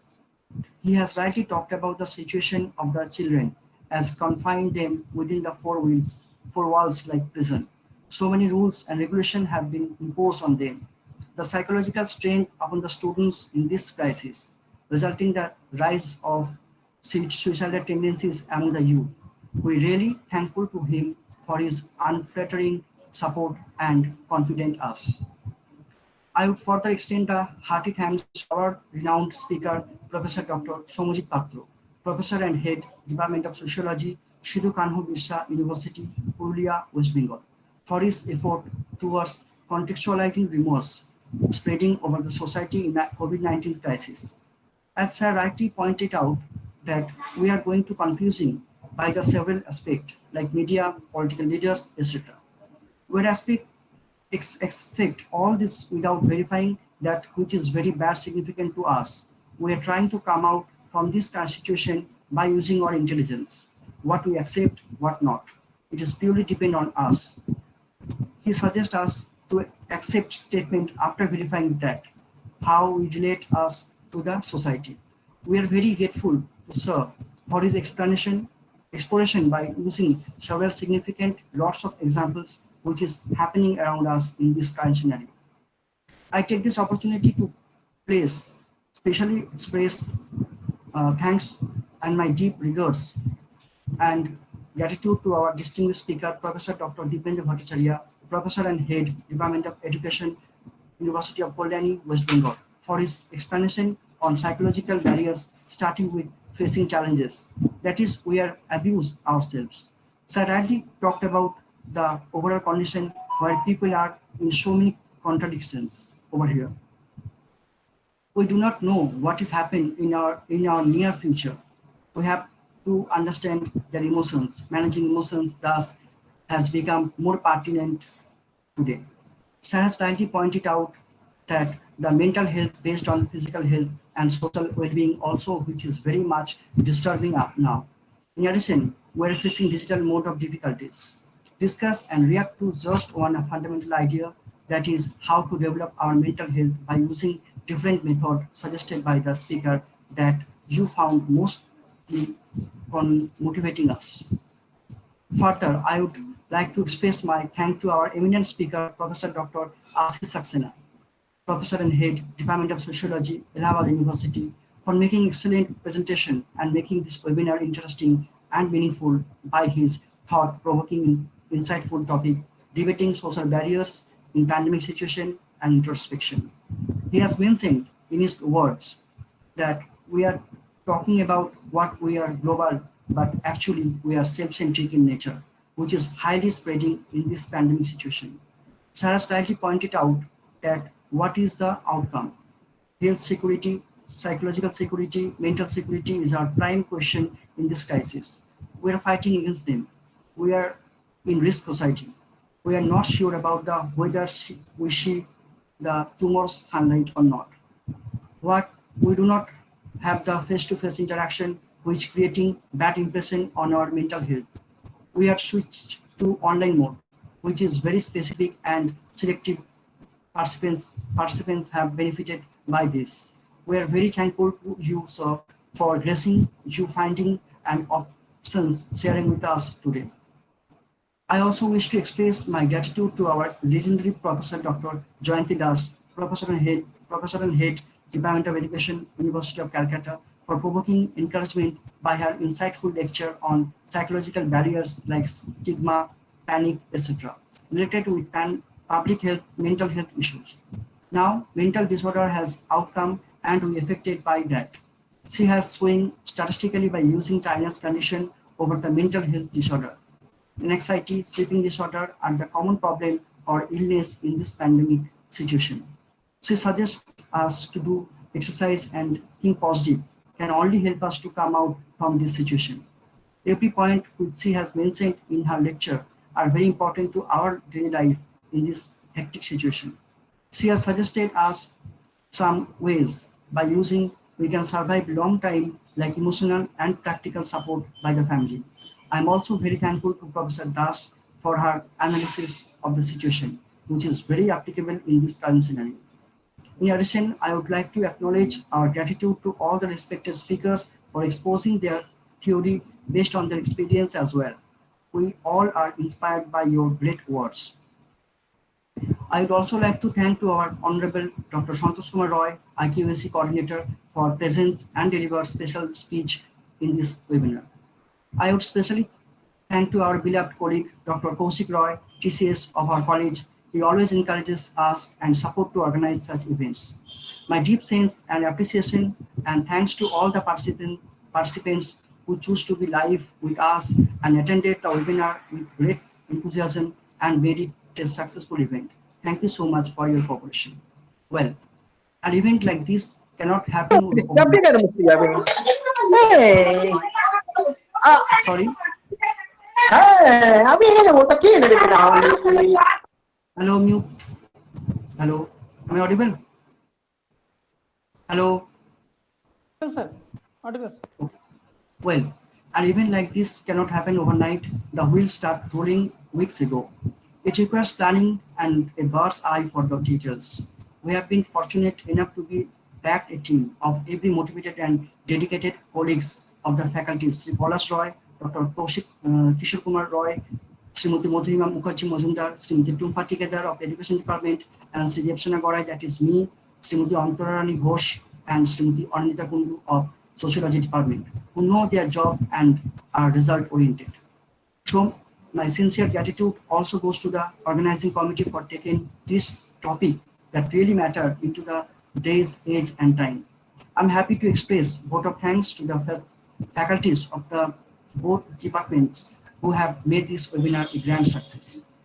I cannot thank everyone enough for their involvement and their willingness to take on the completion of tasks beyond their comfort zones. Last but surely not the least, I heartily thanks to Sri Devanjan Som, ex-student now taking classes in our journalism and mass communication department of our college, and his team Orange Rock for the perfect technical pre-arrangement of Google Meet and helping us to webcast our webinar through our YouTube live streaming. Finally, once again, I want to state that we are eternally grateful to all the speakers on this webinar. We thank you for being with us in this pandemic situation. It has been a great pleasure to us. Thank you, Principal Sir. Without your moral support and guidance, it would not be possible anymore. Thank you all for your cordial cooperation and being with us this afternoon. Have a wonderful day ahead. The session is over. Thank you. Hello? Hello? Professional? Complete. Okay.